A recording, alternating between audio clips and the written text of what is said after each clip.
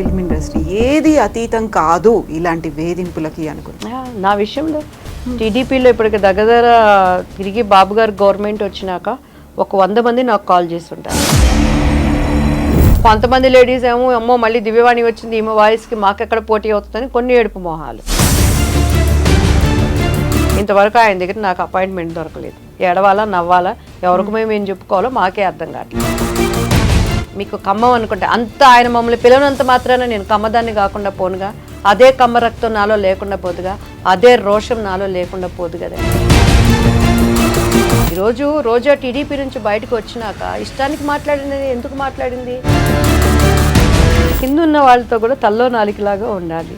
తప్పున్నా తప్పు లేకపోయినా సహించుకొని ఉన్నది ఉన్నట్టు మాట్లాడకూడదు. ఇప్పుడు నేను అదే కదా యథార్థవాది లోక విరోధి అంటే. బాపు బొమ్మ దివ్యవాణి అనగానే ఫస్ట్ ముందు బాపు బొమ్మ ఇలా గుర్తొచ్చేస్తూ ఉంటుంది కదా. బాపు గారు అంటే పెళ్లి పుస్తకం, బాపు బొమ్మ అంటే దివ్యవాణి అనేది ఒక ముద్ర పడిపోవటం. నేను యాక్చువల్లీ మిస్టర్ పెళ్ళం నేను చేయాల్సింది. ఎందుకని రాజేంద్ర ప్రసాద్ గారు వద్దన్నారు? తీసి పక్కన పడేసి ఇంకొక ఆవును పెట్టండి. క్యారెక్టర్ కోసం ఆశపడి మనకున్న బార్డర్ తప్పి బయటికి వెళ్ళే స్వభావం మా ఇంట్లోనూ లేదు, నాకును లేదు. ఇప్పుడు రాజేంద్ర ప్రసాద్ గారితో ఆ తర్వాత కొన్నేళ్ల గ్యాప్ తర్వాత మహానటి చేశారు కదా. పరిస్థితులను బట్టి కొన్ని అక్కడ మనం మా స్థానంలో నీ పెళ్ళాం ఉంటే, మా స్థానంలో నీ చెల్లెలు ఉంటే, మా స్థానంలో నీ ఇంటి ఆడపడుచుంటే నువ్వు అలానే మాట్లాడతావా? కొంచెం ఇంగిత జ్ఞానం ఉండాలి మగవాళ్ళు అనేవాళ్ళకు కూడా. ఎంత ఆర్టిస్టులు అయితే మాత్రం పాత సినిమాల్లో ఇప్పటికీ ఎందుకు చూస్తున్నారంటే ఆహనా పెళ్ళంట, ఆహనా పెళ్ళంట, ఓహనా పెళ్ళంట. సావిత్రి ఈ జనరేషన్ కూడా బుట్ట బొమ్మలాగా ఎందుకు చూస్తున్నారు? అక్కడ ఏమైనా వల్గారిటీ ఉందా? ఆ టైంలో ఏం చేసేవాళ్ళు? ఇప్పుడు మీకు అర్థమవుతుంది ఎవరి క్యారెక్టర్ ఏంటి, వాళ్ళ యాటిట్యూడ్, వాళ్ళ మనసులో ఏముంది, మీ నుంచి ఏం ఎక్స్పెక్ట్ చేస్తున్నారు అనుకున్నప్పుడు. నా 15 ఏళ్ల వయసులో నేను యాక్చువల్లీ అర్జున్ సర్జా గారితో ఒక మూవీ చేయాల్సింది. ఆల్మోస్ట్ ఓకే అయిపోయాను. సో మనకి వాళ్ళు అనుకున్న విధంగా మనం ఉండకపోవటాన్ని బట్టి ఆ క్యారెక్టర్ నాకు పోయింది. బట్ 15 ఏళ్ళప్పుడే పెద్ద గొప్ప హీరోలతో నేను చేయలేకపోయిన మాట వాస్తవం అండి. ఆ టైంలో వాళ్ళే అడుగుతారా, అడిగిస్తారా? అసలు ఏం జరుగుతుంది అక్కడ?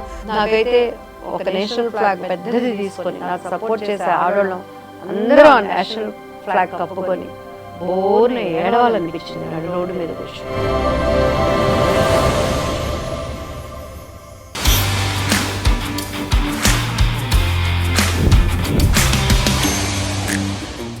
నమస్తే, welcome to I Dreams celeb chat with Kavitha.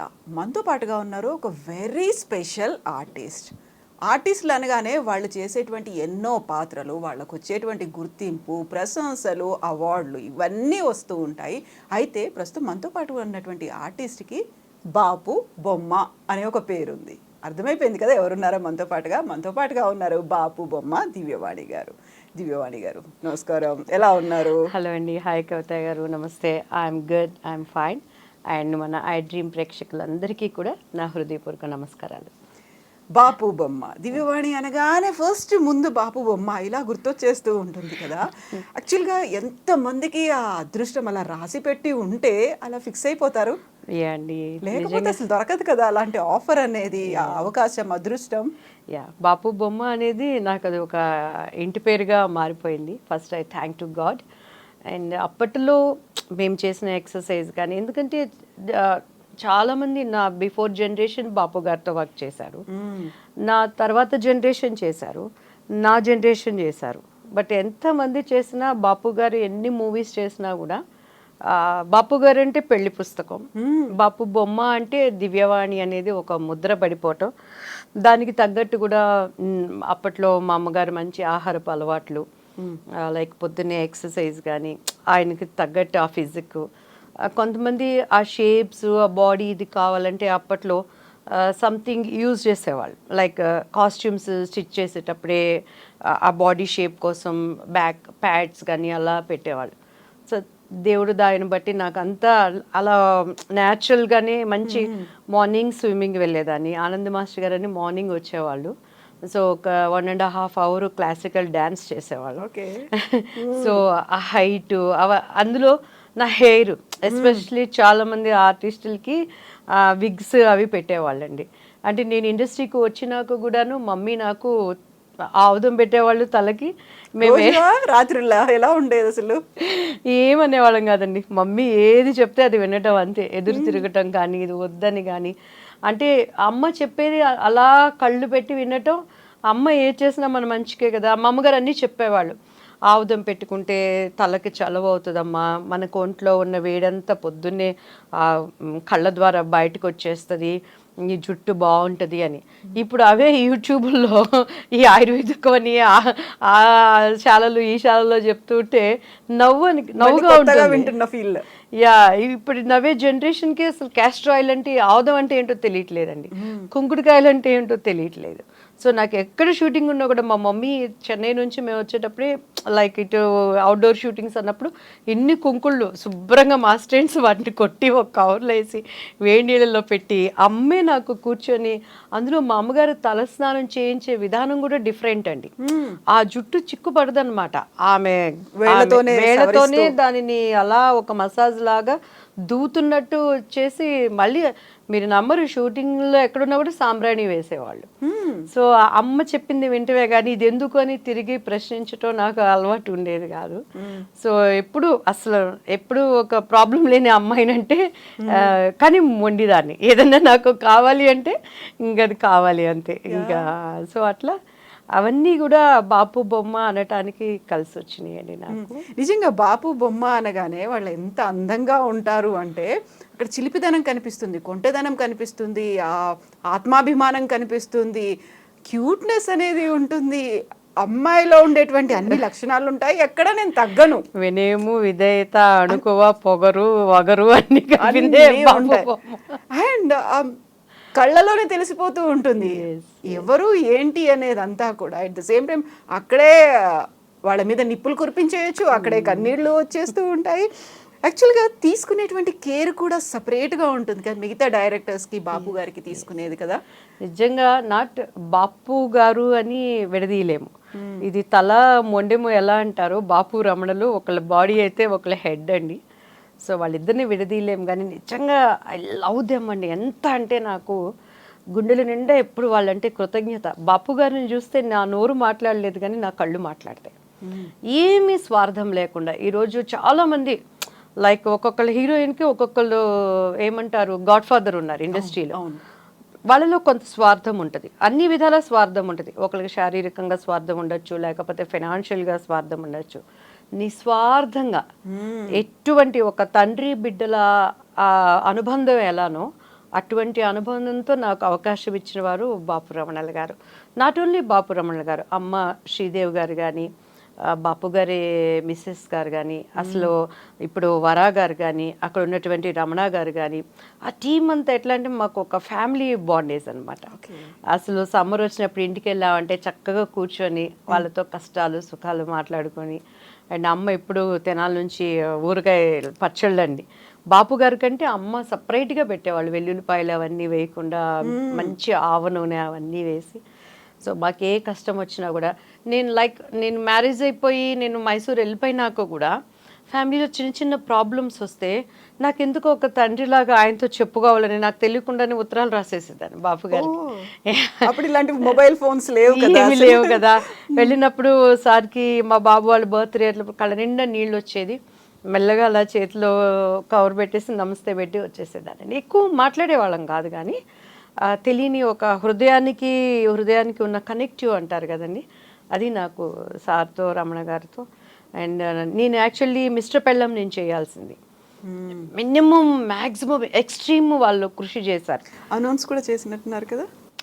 Announce అందరూ అనుకున్నారు అప్పట్లో. ఓకే, ఈ తినే చేస్తుంది అన్నప్పుడు రాజేంద్ర ప్రసాద్ గారేమో దివ్యవాణి గారు వద్దు అని చెప్పని, నా తప్పు నా పాపం ఏమీ లేకుండా నేను సారీ చెప్తానండి కూడా అని నేను చెప్పిన తర్వాత మిస్టర్ పెళ్ళం చేసినాక వాళ్ళకి ట్రూత్ ఏంటని అర్థమైనాక పెళ్లి కొడుకు చేశారండి. కేవలం నా కోసమే చేశారు ఆ సినిమాలో. ఈ సినిమా అమ్మాయి మిస్ అయిపోయింది, అమ్మాయి బాధపడకూడదు అని చెప్పని చేశారు. నా బ్యాడ్ లక్ అది కొంచెం అనుకున్న విధంగా లాభాలు రాలేకపోయింది ఆ సినిమాలో. అప్పట్లో అది బంగారు పిచ్ కానీ చంద్రమోహన్ గారు విజయ నిర్మల గారు చేసిన మూవీ అనమాట. సో అట్లా ఇండస్ట్రీలో ప్రతి ఒక్కరికి ఒక గాడ్ ఫాదర్ ఉంటాడు. ఏ గాడ్ ఫాదర్ లేకుండా దేవాతి దేవుడే నాకు నాకు మార్గం చూపించేవాడిగా, లైక్ మా అమ్మగారు ఒక క్రమశిక్షణమైన మార్గంలో, అండ్ బాపు రమణ గారు ఇప్పటి వరకు ఏ హీరోయిన్ అయినా కూడా ఈ అమ్మాయి ఏ సినిమాలు అంటే ఎత్తుక్కొని పది చెప్పాలి, ఏ హీరో అయినా సరే ఏది అంటే వాళ్ళు ఎంత పెద్ద స్టార్లైనా చెప్పుకోవాలి. బట్ తెలుగు చరిత్ర అనేది ఉన్నంత వరకు పెళ్లి పుస్తకం అంటే దివ్యవాణి, దివ్యవాణి అంటే పెళ్లి పుస్తకం, హీరో క్యారెక్టర్ కూడా డామినేట్ చేసే విధంగా నాకు అది ఒక పడటం అనేది లైక్ నాకు ఒక దేవుడిచ్చిన ఒక అదృష్టం అండి. నేను ఎప్పుడు కూడాను అది బాపు రమణ గారికి నా జన్మాంతరం నేను రుణపడి ఉంటాను. అటువంటి గొప్ప వ్యక్తిత్వం కలిగినటువంటి వ్యక్తులు ఎంత చెప్పుకున్నా కూడా వాళ్ళ గురించి తక్కువేనండి. చాలా అరుదుగా కనిపిస్తారు. అసలు గర్వం అనేది ఉండదు, పొగడ్తలకి పడరు, నిస్వార్థమైన వాళ్ళు. అన్నీ ఉన్న విస్తరాకు అణిగి మణిగి ఎలా ఉంటుందనే దానికి వారు ఒక మాదిరికరం. లైక్ ఆ టీంలో మేము పనిచేసిన కెమెరామ్యాన్ రాజు గారు కానీ చాలా డిసిప్లైన్డ్ అనమాట. ఇప్పుడు మీరు ఒక మాట అన్నారు, ఎందుకని రాజేంద్ర ప్రసాద్ గారు వద్దన్నారు? ఆ రీజన్ ఏమై ఉంటుంది? ఆ తర్వాత తెలిసిందా అసలు ఏంటి అనేది? దివ్యవాణి గురించి చెప్పారా ఎవరైనా, లేకుంటే దివ్యవాణి ఇలాంటిది అని అన్నారా? అక్కడ అభిప్రాయ భేదాలు అనేవి కొన్నిసార్లు వస్తాయి. మీరు సారీ చెప్పానన్నప్పటికీ కూడా ఏం జరిగి ఉంటుంది అక్కడ? ఎందుకు వద్దన్నారా అంత తీవ్ర స్థాయిలో? కామన్ ఏముంటుందండి, అప్పుడు హీరోలు, మేము హీరోయిన్స్ అప్కమింగ్లో ఉన్నాము. ఇప్పుడు రాజేంద్ర ప్రసాద్ గారు చెప్తారు ఎప్పుడు, ఆయన డబ్బింగ్ ఆర్టిస్ట్ నుంచి వచ్చారు అని. రామరాజ్యంలో భీమరాజు అని ఒక సినిమాలో ఆయన ఒక చిన్న క్యారెక్టర్ చేశారు. క్యారెక్టర్ స్థాయి నుంచి ఈరోజు హీరోగా ఎదిగారు అని అంటే ఆయన ఎంత కష్టంలో నుంచి పైకి వచ్చిన వ్యక్తి. వాళ్ళు కూడా అర్థం చేసుకోవాలి, రియల్ టాలెంట్ని టాలెంట్గా తీసుకురావాలి. ఓకే, ఒక వ్యక్తిని చూసినప్పుడు మనసులో 1000 ఆశలు నీకు రావచ్చు. అవతల వ్యక్తులకి ఇష్టం అంటే మీరు ఎలా ఉన్నా కూడా నో ప్రాబ్లం. కానీ ఒక ఆర్టిస్ట్ని ఆర్టిస్ట్గా ఎదగనిచ్చినప్పుడు మేము కూడా ఎన్నో ఆశలతో మా తల్లిదండ్రులు కానీ ఒక మంచి నటిగా మనం గుర్తింపు తెచ్చుకోవాలని తీసుకొని వస్తారు. సో అట్లా నేను ఒక టైపులో ఉండే అమ్మాయిని, నేను క్యారెక్టర్ కోసం ఆశపడి మనకున్న బార్డర్ తప్పి బయటికి వెళ్ళే స్వభావం మా ఇంట్లోనూ లేదు, నాకును లేదండి. సో అట్లా అందులో నేను ఇంట్లో లాస్ట్ అమ్మాయిని. మా అమ్మగారికి అక్కయ్యకి చాలా ప్రేమ, they are very strong pillars. మన వంశీ గారు యాక్చువల్లీ మా ఫ్యామిలీ ఫ్రెండ్స్ అనమాట. ప్రవీణ్ గారు వాళ్ళు, మేము ఒక మూవీ చేద్దామనే ఉద్దేశంతో మన పెద్ద వంశీ గారిని కలవటానికి వెళ్ళినప్పుడు ఆయన అదే చెప్పారు, అసలు ఈ అమ్మాయి ఎవరో మాకు తెలియదండి, ఈ అమ్మాయి ఏ రోజు ఒక సినిమా ఆఫీస్ గడప ఎక్కి దిగలేదు, వీళ్ళ అమ్మగారు తెలుసు, వీళ్ళ అక్కగారు తెలుసు కష్టపడిన వాళ్ళలో, కానీ ఈ అమ్మాయిని ఇప్పుడు అసలు బయటికి రాలేదు, సడన్గా బాపు గారు మూవీలో రావటం అని చెప్పని ఆ పెళ్లి పుస్తకంకున్నటువంటి స్క్రిప్ట్ బుక్ మొత్తం వంశీ గారి దగ్గర ఉందండి. ఆయన అది చూపించగల నాకు కళ్ళెమ్మట అలా నీళ్ళు వచ్చేసినాయి. సార్ ఇది ఎప్పటికైనా నాకు ఇవ్వరా ప్లీజ్ అని. ఎందుకంటే అది స్టార్టింగ్ నుంచి కూడా శుభం కార్డు వరకు సినిమా మొత్తం ఆ బుక్లో బాపు గారి ఆర్ట్తో ఏదైతే మేము వర్క్ చేసామో అదంతా బైండ్తో ఉందండి. బైండింగ్ బుక్ అనమాట, పెళ్లి పుస్తకం అని చెప్పిన. నాకు అసలు చూస్తే ఆహా ఇది నాకు దొరికింది, ఎప్పటికైనా సరే వంశీ గారిని బ్రతిమలాడి సార్ నా పుస్తకం నాకు ఇవ్వండి నేను అడుగుదాం, అంత అదృష్టమా నాకు అని చెప్పని అన్నానండి. అట్లా నన్ను ఇండస్ట్రీలో వచ్చిన కష్టం అంటే నాకు తెలియదు, నలుగురితో మాట్లాడటం అంటే నాకు తెలియదు. ఏ రోజు క్యారెక్టర్ల కోసం వెళ్ళి ఒకళ్ళ దగ్గర నేను మాట్లాడలేదు. రావటం పర్చూరి శారదాంటి గారి ద్వారా పర్చూరి గోపాలకృష్ణ గారు వాళ్ళ ఇంట్లో వాళ్ళ పిల్లలతో ఒక పిల్లల్లాగా ఉండేవాళ్ళే, కానీ ఆ క్యారెక్టర్ల కోసం ఇలా ఉండాలి అలా ఉండాలి అనే అనుభవం మనకి లేదండి.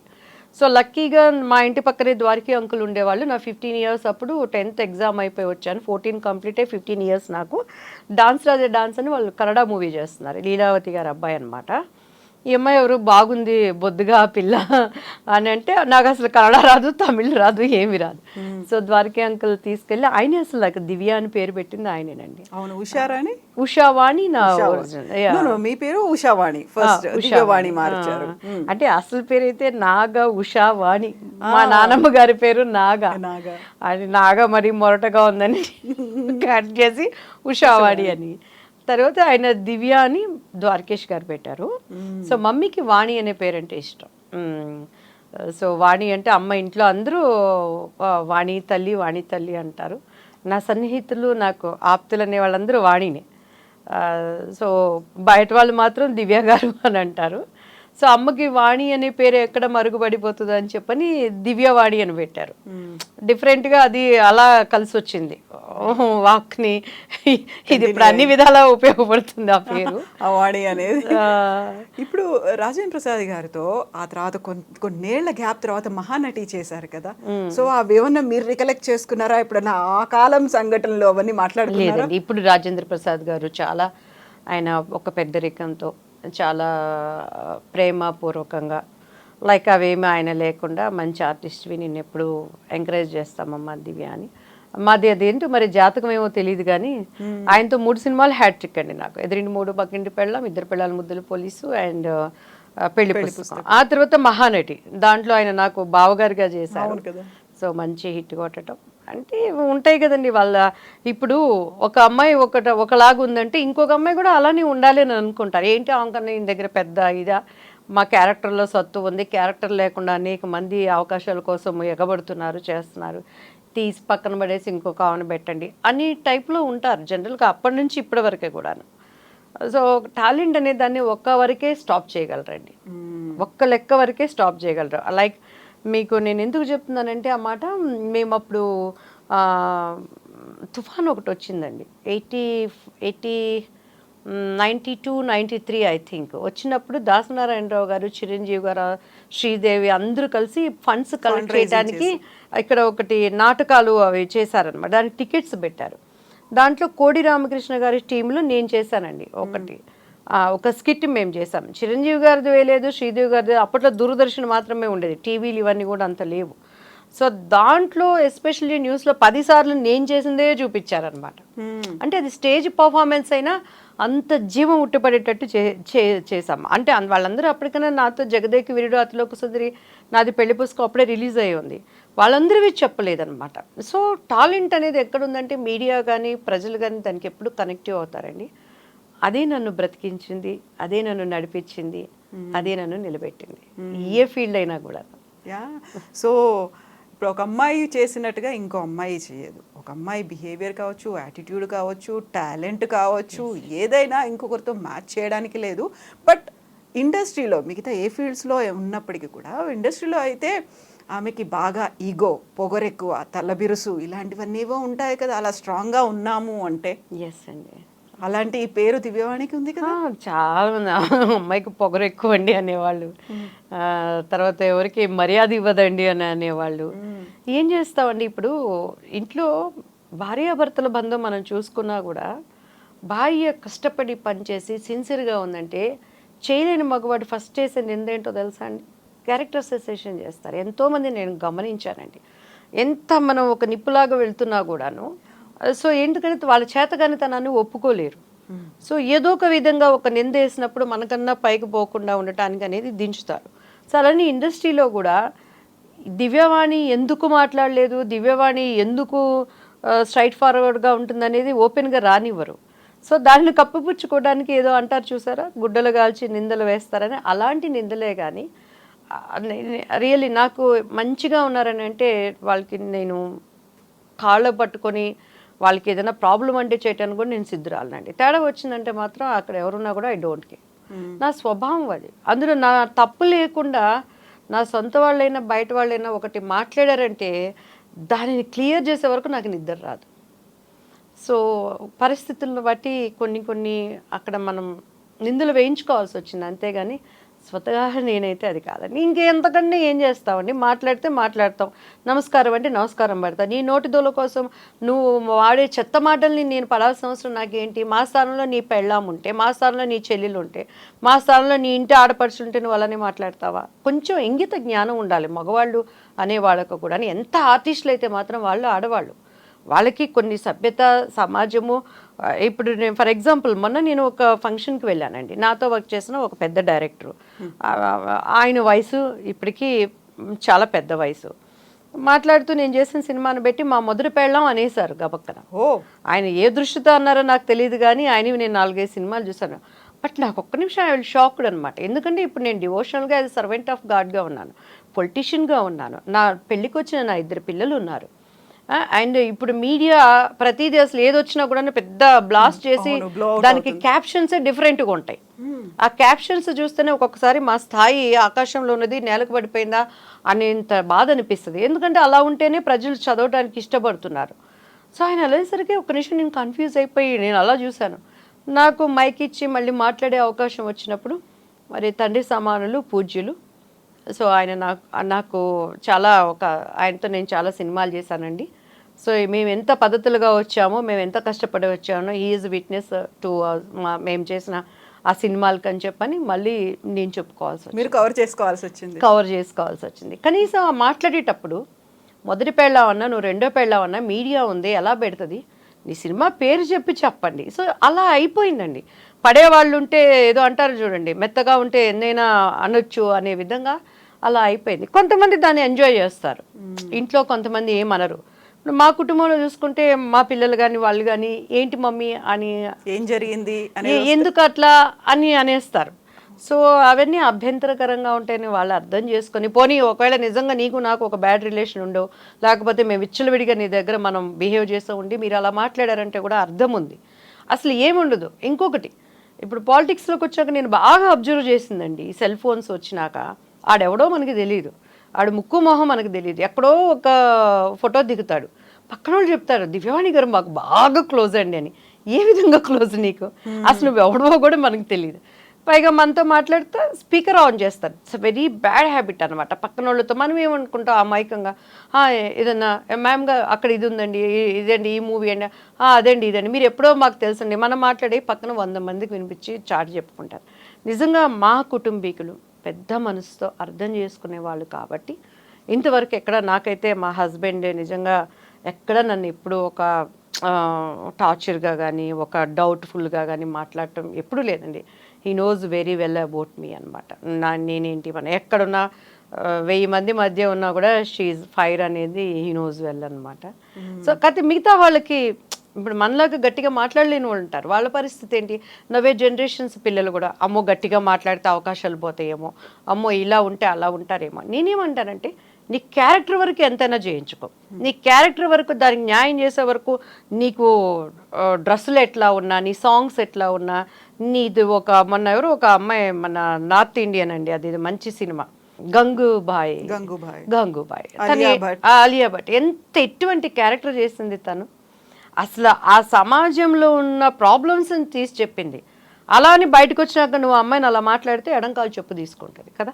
సో ఆ క్యారెక్టర్ వరకు మీరు పిండండి, క్యారెక్టర్ వరకు చేయండి. ఒక ఫంక్షన్స్ ఉండేటప్పుడు ఆడది అది ఒక మొమైతా ఖాన్ లాంటి క్యారెక్టర్స్ వేసిన, జయమాలిని గారు లాంటి క్యారెక్టర్ వేసిన, శ్రీదేవి గారు లాంటి క్యారెక్టర్స్ చేసిన, సతీ సావిత్రి క్యారెక్టర్స్ చేసిన ఆడది ఒక పద్ధతిగా మాట్లాడతాం, వల్గర్ అనేది లేకుండా ఉన్నప్పుడు పద్ధతిగా ఉంటుంది అనేది నా అభిప్రాయం అండి. సో ఎవరు డబుల్ మీన్స్ జోక్స్ వేసిన ఆడవాళ్ళు ఉన్నప్పుడు మనసులో ఒకటి బయటకు ఒకటి మాట్లాడినా అది పక్కన వాళ్ళు అన్నా కూడా నేను ఇమ్మీడియట్గా నేను ఖండిస్తాను.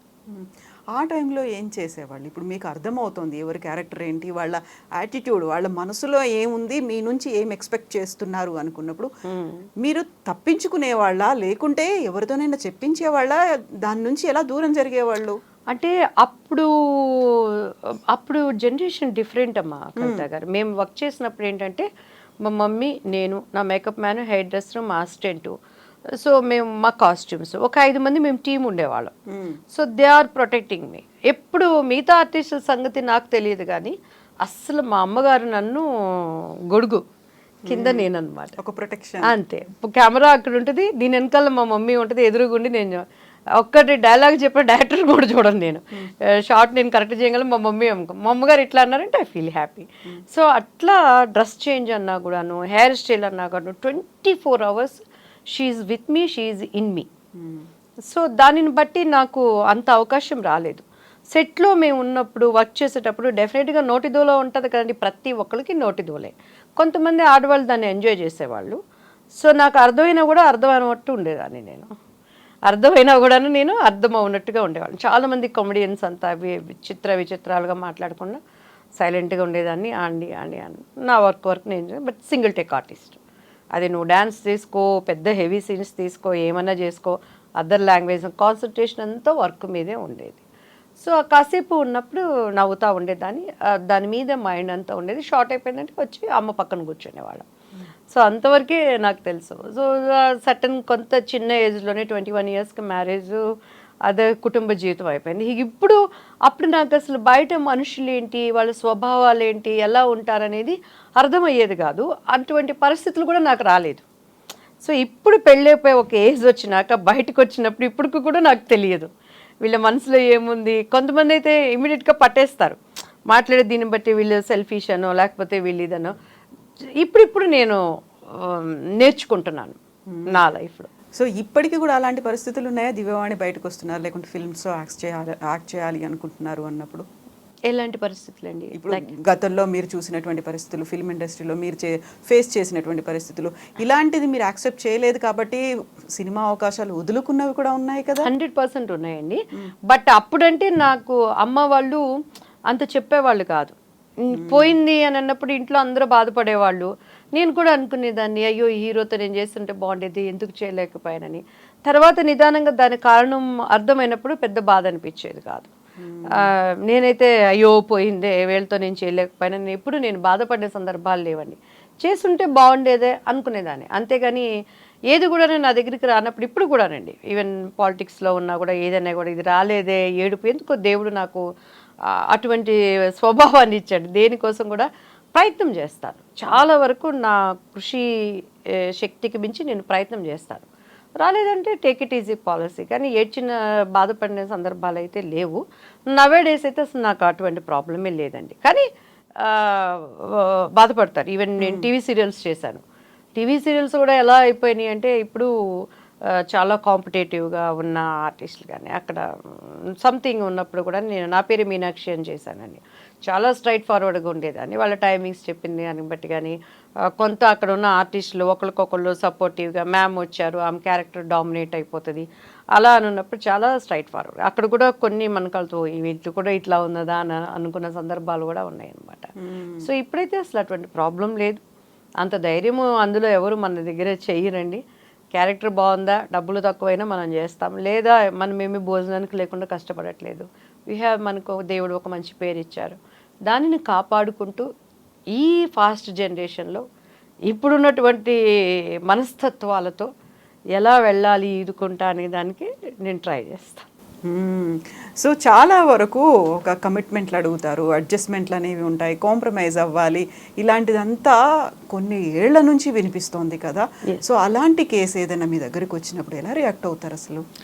అమ్మ నేను ఒక్కటి చెప్తాను, నాట్ ఓన్లీ సినీ ఇండస్ట్రీ, ఈ జర్నలిస్టుల్లో లేదా, మొన్నటికి మొన్న ఒక పాప మనం కలకత్తాలో డాక్టర్ చూడలేదా, అది తెలిసి భయంకరంగా అమ్మాయిది చిత్రీకరించారు కాబట్టి, కానీ లోపల అలా సఫర్ అవుతున్న ఆడవాళ్ళు ఎంతమంది ఉన్నారండి. లైక్ ఇప్పుడు స్పిరిచువల్కి సంబంధించి చూద్దాం, ఆశ్రమాలు కానీ చర్చెస్ కానీ, అక్కడ ఆడదానికి ప్రాబ్లం లేదా? పోనీ ఆడదంటే ఒక వయసు, యుక్త వయసు వచ్చినాక ఒక బ్యాడ్ థాట్స్ వస్తాయని అనుకుంటాం. పసిబిడ్డలు 2 ఏళ్ళు 3 ఏళ్ళు 4 ఏళ్ళు అయిన వాళ్ళు, 6 నెలల పిల్లలు బలైపోయిన వాళ్ళు ఎలా చూస్తున్నాము. పోనీ అది ఒక కేటగిరీ అనుకోవచ్చు. పెళ్ళైన వాళ్ళ మధ్య ఎలాంటి అనుబంధాలు మనం ఈరోజు సోషల్ మీడియా ద్వారా వింటున్నాం, చూస్తున్నాం. సో అలా అనుకుంటే యూత్ పిల్లలు, కాలేజీకి వెళ్ళే నా బిడ్డ వయసు వాళ్ళు కానీ ఎన్ని అక్కడ ఫేస్ చేస్తున్నారు. సో అనాది నుంచి కూడా మనం ఏ రంగంలో ఉన్నా కూడా ఆడదానికి ప్రాబ్లమ్స్ తప్పవండి. అది ఇప్పుడంటే సోషల్ మీడియా చేతుల్లోకి వచ్చింది కాబట్టి అనేకమైనవి మనం చూస్తున్నాం.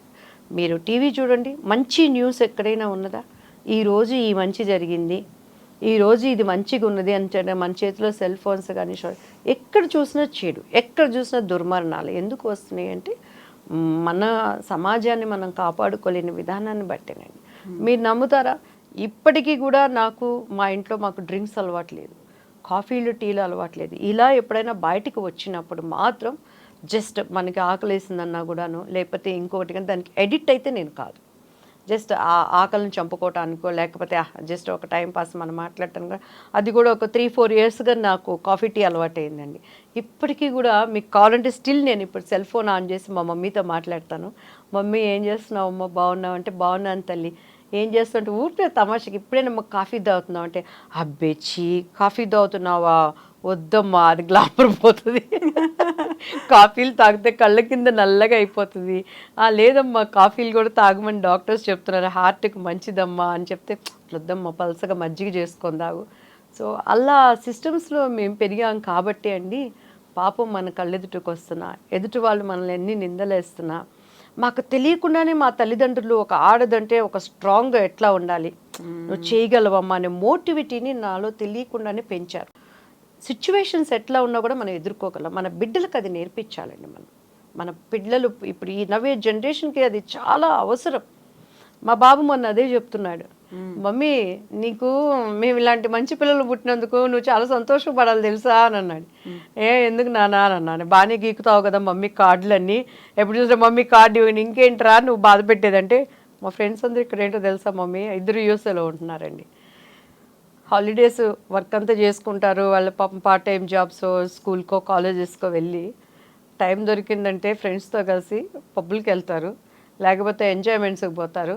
నేనైతే జిమ్కి వెళ్తాను, తరుణ్య అయితే అక్కడ కమలక్కారి మాకు మంచి ఫ్యామిలీ ఫ్రెండ్స్ ఉన్నారు, వాళ్ళ ఇంటికి వెళ్ళి అక్క దోశ పెడతారని హాయిగా తిని నిద్రపోయి దాన్ని ఎక్సర్సైజ్ చేసుకుంటుంది. నీకు ఇటువంటి పిల్లలు ఎక్కడ దొరుకుతారు మమ్మీ అంటారు. నేనే చెప్తాను నిన్ను ఆ ట్రాక్లోకి తీసుకెళ్ళటానికి మమ్మీ ఎలా కష్టపడిందో నీకు తెలుసా, మమ్మీ నీకు ఏమేం చెప్పిందో నీకు తెలుసా అన్నప్పుడు ఓకేలే మమ్మీ అదే ఓకేలే. సో మన పిల్లలకి ఇప్పుడు ఇంతకుముందు అందరూ అనుకునేవాళ్ళు ఆడవాళ్ళనంటే అన్నీ నేర్పించాలి పద్ధతి, సైమల్టేనియస్గా మగపిల్లడికి కూడా నేర్పించాలి. చిన్నప్పటి నుంచే ప్రతి తల్లి కానీ చెల్లెనా అక్కైనా పరస్థితిని మనం చూస్తున్నప్పుడు వాళ్ళతో ఎటువంటి భావనలు కలిగి ఉండాలి అనేది మనం వాళ్ళకి రంగరించిపోయాల్సిన నెసెసిటీ మనకుంది నవే డేస్. ఆడవాళ్ళ పరిస్థితి చూస్తుంటే అలానే ఆడవాళ్ళు కూడా మన పద్ధతులు ఏంటి, మనము ఎక్కడున్నా కూడా మనకేం పెద్ద పోస్టుల్లో ఉంటేనా అండి, లేకపోతే మనం బ్రతకలేమా, నారుబోసిన వాడి నీరు పోయడా, మనల్ని పుట్టించిన దేవుడు కొంతలోనైనా మనకి ఆయన ప్రొవైడ్ చేయగలిగిన వాడు కదా. సో అటువంటివి పిల్లలకి నేర్పించాల్సిన అవసరం ఉంది. మరి ముఖ్యంగా ఈ డ్రగ్స్ ఇవి చూస్తున్నప్పుడు చాలా చాలా భయం వేస్తుంది, బాధేస్తుంది. అండ్ మనం ఎంత సంపాదించుకుంటే ఏముందమ్మా, ఇప్పుడు పెద్ద పెద్ద కుటుంబాలలో రాజకీయ నాయకులు కానీ ఇటు సినీ రంగం కానీ వ్యాపారస్తుల్లో కానీ వాళ్ళ బిడ్డలు డ్రగ్స్కి అలవాటు అయిపోయి బయటికి చెప్పుకోలేక పరువు మర్యాదలకు మళ్ళీ కవర్ చేసుకుంటూ వాళ్ళకున్న అధికారాన్ని బట్టి డబ్బులను బట్టి చూస్తుంటే దేవుడికి దండం పెట్టి ఇంకేం అడగక్కర్లేదయ్యా, మేము ఈ భూమి మీద ఉన్నంతకాలం మాకు నా పిల్లలు ఇలా వెళ్ళటానికి సహాయం చేయని కోరుకోవటం తప్పించి ఇంకేం అడగక్కర్లేదు. సో అట్లా నిజంగా ప్రతి పేరెంట్ ఇప్పుడు కోరుకుంటున్నది అదే కదా. కేవలం ఆడపిల్లల్ని ఎంత జాగ్రత్తగా పెంచుకుంటున్నామో మగపిల్లలకు కూడా అంత స్థాయిలో బుద్ధి చెప్పాల్సిన నేర్పించాలి, వాళ్ళు అంతే నేర్పించాలి అనేది. ఎందుకంటే వాళ్ళకి మన జనరేషన్లో సెల్ ఫోన్స్ మనకు తెలియదండి, మన పిల్లలు ఏం చేస్తున్నారో మనకు తెలియదు. మేము ఇప్పుడు షూటింగ్లో ఉన్నా కూడా మా అమ్మగారు అసలు టైంకి నిద్రపోవాలి, 8:30 వాణి తల్లి కళ్ళు మూసుకుని నిద్ర రావట్లేదమ్మా అంటే కౌంట్ చేసుకో 1 2 3 4 ఒక 100 500 చదివేసరికి నాకు తెలియకుండా నిద్రపోయేదాన్ని. దీంట్లో పెరిగాం. ఇప్పుడు మన పిల్లలు 24 hours సెల్ ఫోన్స్ చేతిలో ఉంటాయి, ఏది కావాలన్నా చూస్తానికి అక్కడ అవకాశం ఉంది. సో మన యూఎస్ఏ కంట్రీలో చూస్తే చిన్న పిల్లలకు కూడానండి ఇలా పెట్టుకొని నొక్కుంటూ ఉంటారు, తల్లి తెచ్చి పెడతా ఇంతే, ఇక దే జీవితం అయిపోయింది. సో ఈరోజు ఇది నా దగ్గర ఉన్నా కూడా మనం ఒంటరిగా ఉన్నప్పుడు ఏమై ఉన్నామో అది మన రియల్ క్యారెక్టర్, అది మన నిజస్వరూపం. నువ్వేం చూస్తున్నావు, నువ్వేం చేస్తున్నావు, మమ్మీ నీకు ఉండక్కర్లా, డాడీ నీకు ఉండక్కర్లా, నువ్వు ఎంతవరకు దీన్ని ఉపయోగిస్తున్నావని దీనిలో ఉన్న ఉపయోగాలను ఎలా ఉపయోగించుకోవాలో చెప్తున్నప్పుడు ఇంకొక 10 జనరేషన్లైనా మాకు 2 జనరేషన్లైనా మన పిల్లలు మంచిగా ఉంటారు.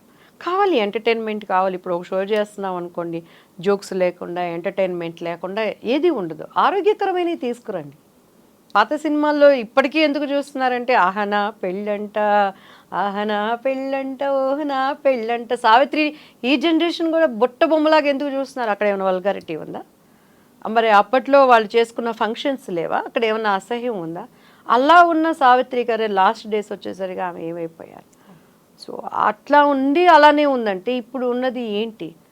ఎక్కడ చూసినా ఉన్నదంటే మన పనులు మనం చేసుకుంటూనే మన కుటుంబ వ్యవస్థని మనం సరి చేసుకుంటున్నప్పుడు బయట వాటికి చెప్పాలి. మా వాళ్ళు ఇప్పటికీ అంటారు, ఇక్కడున్నా కూడా పిల్లలు డైలీ ఇప్పటికీ కూడా అండి మార్నింగ్ లేవగానే ఫస్ట్ కాల్ వాళ్ళు అక్కడ అమెరికాలో ఉన్న వాళ్ళతో మాట్లాడి మా ఇంట్లో వర్కర్స్కి తెలుసు నేను పిల్లల కోసం ఎంత ఎందుకంటే ఫ్రాక్షన్ ఆఫ్ సెకండ్స్ చాలు వాళ్ళు అవును. మనం బ్రతుకుతున్నదే వాళ్ళ కోసం వాళ్ళ డిస్ట్రాక్ట్ అవ్వడానికైనా స్పాయిల్ అవ్వడానికైనా. సో ప్రపంచం అంతా మనం బాగు చేసుకోలేకపోవచ్చు, ప్రపంచం అంతా మనం న్యాయం చేయలేకపోవచ్చు. అట్లీస్ట్ మన కుటుంబంలో ఇద్దరు పిల్లల్ని మనం కరెక్ట్గా పెంచుకున్నా కూడాను రేపు వాళ్ళు ఒక నిజమే. తరాల వాళ్ళకి ఒక మోరల్గా ఉండాలి, వాళ్ళ జనరేషన్ కదా వాళ్ళు. వాళ్ళ కుటుంబాన్ని వాళ్ళ పద్ధతులతో పెట్టుకోవాలని. నాకు వాళ్ళు తిట్టుకున్నా పర్వాలేదు, మమ్మీ ఓవర్ స్ట్రిక్ట్ అనుకున్నా పర్వాలేదు, నేనైతే చెప్పాల్సింది చెప్తూనే ఉంటానండి. ఇప్పుడు మనం మీరు ఆల్మోస్ట్ దివ్యవాణి గారు 50 సినిమాలకు పైగా చేశారు కదా. ఆల్మోస్ట్ అన్ని south Indian languages, Telugu, Tamil, Malayalam, Kannada అన్నిట్లలో చేశారు. వెరీ రీసెంట్గా మలయాళ ఫిల్మ్ ఇండస్ట్రీకి సంబంధించి కాస్టింగ్ కోచ్ మీ టూ మూవ్మెంట్ అనేది జస్టిస్ హేమా కమిటీ రిపోర్ట్ వచ్చింది 2017లో. అంటే అంతకు ముందు వచ్చినటువంటి కాస్టింగ్ కోచ్ కంప్లైంట్స్కి సంబంధించి వెరీ రీసెంట్గా వచ్చినటువంటి రిపోర్ట్లో హీరోయిన్లే కాదు, క్యారెక్టర్ ఆర్టిస్టులే కాదు, జూనియర్ ఆర్టిస్టుల దగ్గర నుంచి మహిళలు ఎదుర్కొంటున్నటువంటి కష్టాలు ఫిల్మ్ ఇండస్ట్రీలో ఏమనిపిస్తుంది ఇలాంటివన్నీ మీరు చూసినప్పుడు? చాలా బాధ అనిపిస్తుంది అండి. అసలు అప్పుడు వచ్చిన రిపోర్టుని ఇంతవరకు దానిని బయటికి రాకుండా దాచిపెట్టారు అంటేనే సో ఇంకా నిజాలని అది ఆడైనా మొగైనా ఎంత అణగదొక్కుతున్నారనేది మనకు అర్థమైపోతుంది. నిజంగా ఎస్పెషలీ సినిమా ఇండస్ట్రీలో అయితేనండి, ఈవెన్ డాన్సర్స్ కానీ, తర్వాత మన సపోర్టింగ్ ఆర్టిస్టులు కానీ, జూనియర్ ఆర్టిస్టులు కానీ, ఎప్పుడు కూడా నేను ఒకటే చెప్తానండి, స్వతగా ఆడది ఎప్పుడు కూడా విచ్చలవిడితనానికి కోరుకోదు. ఎక్కడో అటువంటి క్యారెక్టర్స్ 100కి 1 ఉంటారో లేదు ఒక 10 మంది ఉంటారు, అన్నీ ఉన్నా కూడా ఎగబడి ఇంకా ఇంకా అత్యాశతో అన్ని రాంగ్ ట్రాక్స్ ఏమన్నా ఉపయోగించుకొని పైకి వెళ్ళిపోయి డబ్బులే జీవితం అనుకొని పేరు ప్రతిష్టలే కావాలనుకోనో అడ్డదారుల్లో వెళ్ళేవాళ్ళు ఎక్కడో 100కి 10 మంది ఉంటారు. కానీ 90% వరకు పద్ధతులుగా ఉండాలని కోరుకుంటారు ఎవరైనా కూడా ఆడది. కానీ చాలామంది ఏంటంటే ఇది ఇవ్వకుండా ఉంటే, ఇక్కడ బంధించి పెడితే వాళ్ళ దగ్గర నుంచి వస్తుందని మ్యాక్సిమం ఇబ్బందులు పెడతారు. అటువంటి టైంలో కొంతమంది కుటుంబ పరిస్థితులను బట్టి వాళ్ళు సోలిపోవటం కానీ వాళ్ళ మనసు ఎంత ఏడుస్తుందో అది ఎప్పుడు ఉసురుకు ఉసిరేనండి. నా 15 ఏళ్ల వయసులో నేను యాక్చువల్లీ అర్జున్ సర్జా గారితో ఒక మూవీ చేయాల్సింది, ఊరుషి శారద అంటే. ఆల్మోస్ట్ ఓకే అయిపోయాను చూసినప్పుడు, అమ్మాయి ఎంత బాగుంది, బొమ్మలాగుంది అని. సో మనకి వాళ్ళు అనుకున్న విధంగా మనం ఉండకపోవటాన్ని బట్టి ఆ క్యారెక్టర్ నాకు పోయింది. బట్ నేను ఎప్పుడైతే 15 ఏళ్ళు అప్పుడే అంతే నేను ఇండస్ట్రీ నేను 87 or 88 నా 10th ఎగ్జామ్ అయిపోయి వచ్చానండి, 14 అయిపోయి రాగానే అసలు ఎక్కడ మనలో ఒక లోపం ఉండేది కాదు. అసలు నాకు మేకప్ వేసేస్తే ఒక దాంట్లో రాధిక, ఒక్కొక్కసారి పాత ఆమె బి సరోజాదేవి గారని, తర్వాత విజయశాంతి అని కొంతమంది ఆ ఫేస్ లుక్స్ అంతా ఎవరి దగ్గరికి వెళ్ళినా రిజెక్ట్ అయ్యేది కాదు, అబ్బాయి బాగుందని. సో అట్లా నన్ను పిలిపించేవాళ్ళు అనమాట. బట్ ఏదున్నా కూడా వెనకాల అమ్మలేంది మాత్రం అసలు ఎక్కడికి నేను కదిలేదాన్ని కాదు. అట్లా అవకాశాలు పోయినా కూడా నేను ఎప్పుడు బాధపడలా. 15 ఏళ్ళు ఉన్నాయి, ఫస్ట్ మూవీకి సెలెక్ట్ చేసుకోవాలి, అప్పుడే వాళ్ళు ఎక్స్పెక్ట్ చేశారు మీ దగ్గర నుంచి. 100% అండి, 100%. కానీ మా అమ్మగారు అసలు మా చెవులకు కూడా తెచ్చేవాళ్ళు కాదు. అమ్మాయి చిన్నపిల్లలేండి, మళ్ళీ పోతే పర్వాలేదులేండి, నో వరీ అండి. సో అట్లా పెద్ద పెద్ద గొప్ప హీరోలతో నేను చేయలేకపోయిన మాట వాస్తవం అండి. తప్పదు, ఇక ఆడదని ఉన్నప్పుడు రేపు జనరేషన్ ఇంకెలా మారుతాయి మనం చెప్పలేం. ఆ టైంలో వాళ్ళే అడుగుతారా, అడిగిస్తారా, అసలు ఏం జరుగుతుంది అక్కడ, కాంప్రమైజ్ అవ్వాలి, కమిట్మెంట్లు అనేవి చాలా కాలం నుంచి వినిపిస్తున్నాయి. డైరెక్ట్గా ఇంటరాక్ట్ అవుతారా, వాళ్ళే మధ్యలో ఉంటారా మీడియేటర్లుగా సినిమా వాళ్ళు, ఎలా ఉంటుంది అసలు? నాకైతే ఐ డోంట్ నో అండి ఇప్పటి వరకు అసలు ఏంటి అనేది. నేను పెద్ద వాటి మీద మైండ్ పెట్టను. వస్తే చేస్తా, లేకపోతే దేవునికి 100 నమస్కారాలు పెడతారు, ఇది కాకపోతే ఇంకోటి వస్తుంది అనుకునే మైండ్లో ఉండేదాన్ని. మాకైతే అప్పుడు మాకు డేట్స్ చూస్తానికి మేనేజర్ ఉండేవాళ్ళు, వాళ్ళు అమ్మనే మాట్లాడుకునేవాళ్ళు. నా చెవుల వరకు ఏది మనకు రాదు, అంతవరకు అసలు వాళ్ళు తయారు. సినిమా పోయింది, ఈ అవకాశం నీకు పోయింది వాణి అనేవాళ్ళు. ఆ తర్వాత నాకు ఒక 18-19 ఇయర్స్ వచ్చినాక నాకు అర్థమైంది ఎందుకు పోతున్నాయి క్యారెక్టర్స్ అని. సో నేనేం పెద్ద దాన్ని మైండ్ చేసుకోలేదండి. తమిళ్లో ఒక మంచి సినిమా భానుప్రియ గారి సిస్టర్ చేసింది, ఎంగ ఊరు పట్టకారన్ అని, సూపర్ డూపర్ హిట్ అయింది. ఆర్డి భాస్కర్, ఇళరాజా గారి వాళ్ళ బ్రదరు ప్రొడ్యూసర్ అనమాట. రామరాజు గారు అయితే నళిని హస్బెండ్. అసలు కుట్టి బి సరోజాదేవి అని చెప్పిన ఆ గెటప్లో మొత్తం వేస్తే వండర్ఫుల్గా వచ్చినాయి.